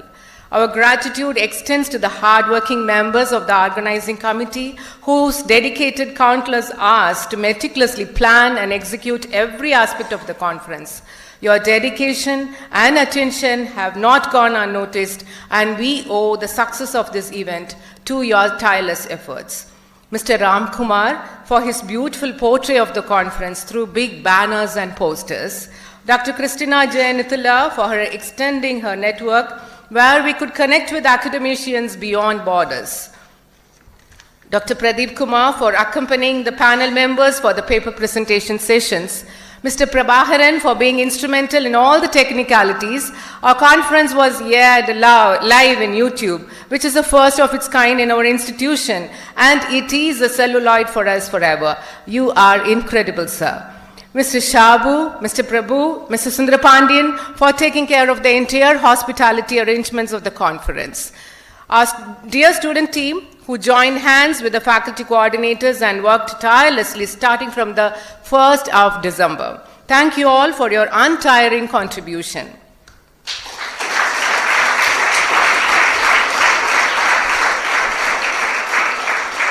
A heartfelt thank you is also extended to the non-teaching staff members, Mr. Ruben, Mr. Anbu, Mr. Nathan, Mrs. Amirda, Mrs. Maheshwari, Mr. Suresh, and Mrs. Lata, whose behind-the-scene tireless work ensure the smooth running of the logistics aspects of the conference. Your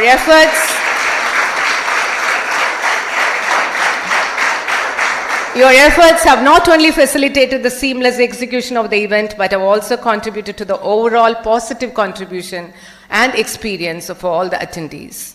We express our gratitude to each and every attendee, volunteer, and staff member who in their own way contributed to the success of the conference. I say my sincere gratitude to our Father Administrator who was behind the screen for every step of the arrangements made for this conference.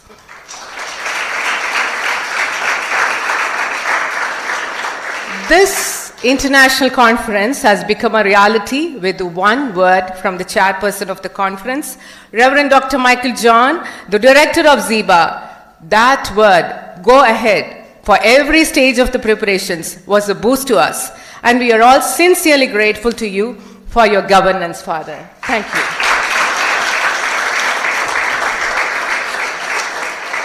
In closing, let us carry the spirit of collaboration and the knowledge gained from this conference forward as we continue our collective journey towards a sustainable and digitalized future.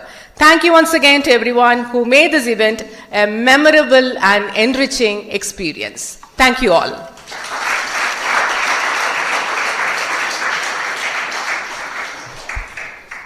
Thank you everyone for your wonderful support, and we'll meet you soon in the next great occasion. Thank you.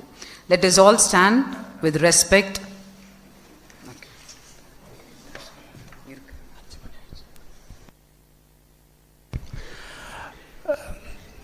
I will call you again.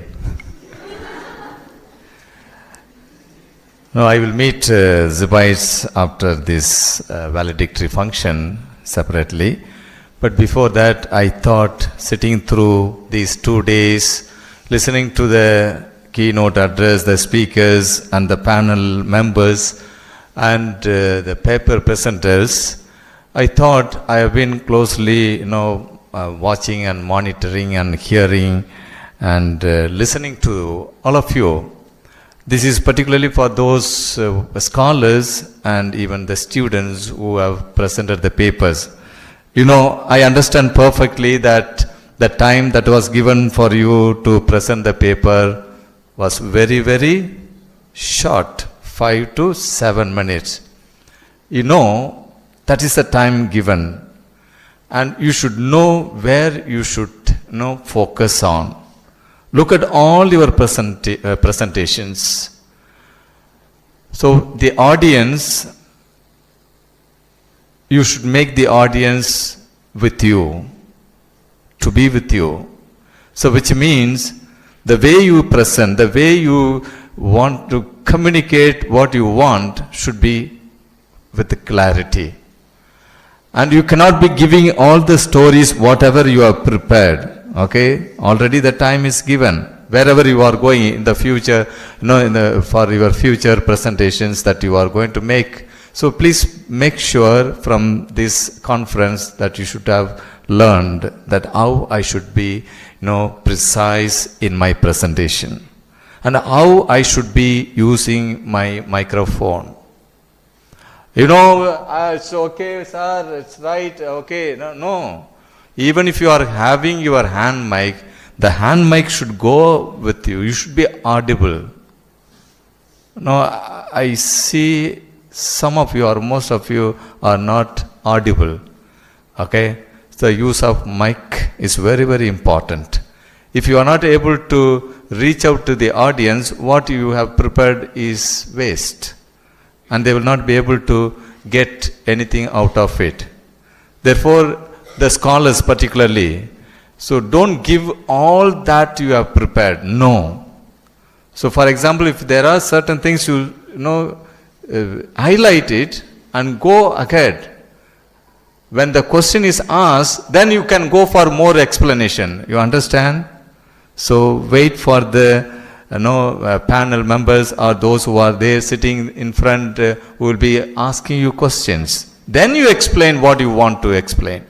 So take this particular learning from this conference. So this is for those who presented papers. Please, this is very, very important, okay? So students or the participants may not be with you when you present. At the same time, you should know how much time to spend what and how, okay? So, and not that all the slides that you should complete.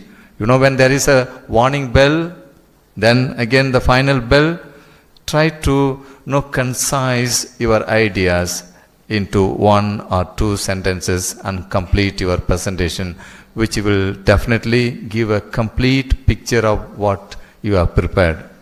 So this is my observation of your presentation for past 2 days. I hope you will take note of it when you are going to present in the future. So this is my observation. Thank you.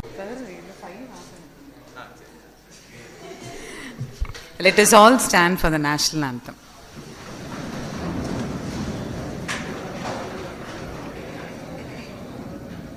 जनगण मन अधिनायक जय हे भारत भाग्य विधाता पंजाब सिंध गुजरात मराठा द्राविड़ उत्कल गंगा विंध्य हिमाचल यमुना गंगा उच्चल जलधि तरंगा तव शुभ नामे जागे तव शुभ आशीष मांगे गाहे तव जय गाथा जन गण मंगल दायक जय हे भारत भाग्य विधाता जय हे जय हे जय हे जय जय जय जय हे।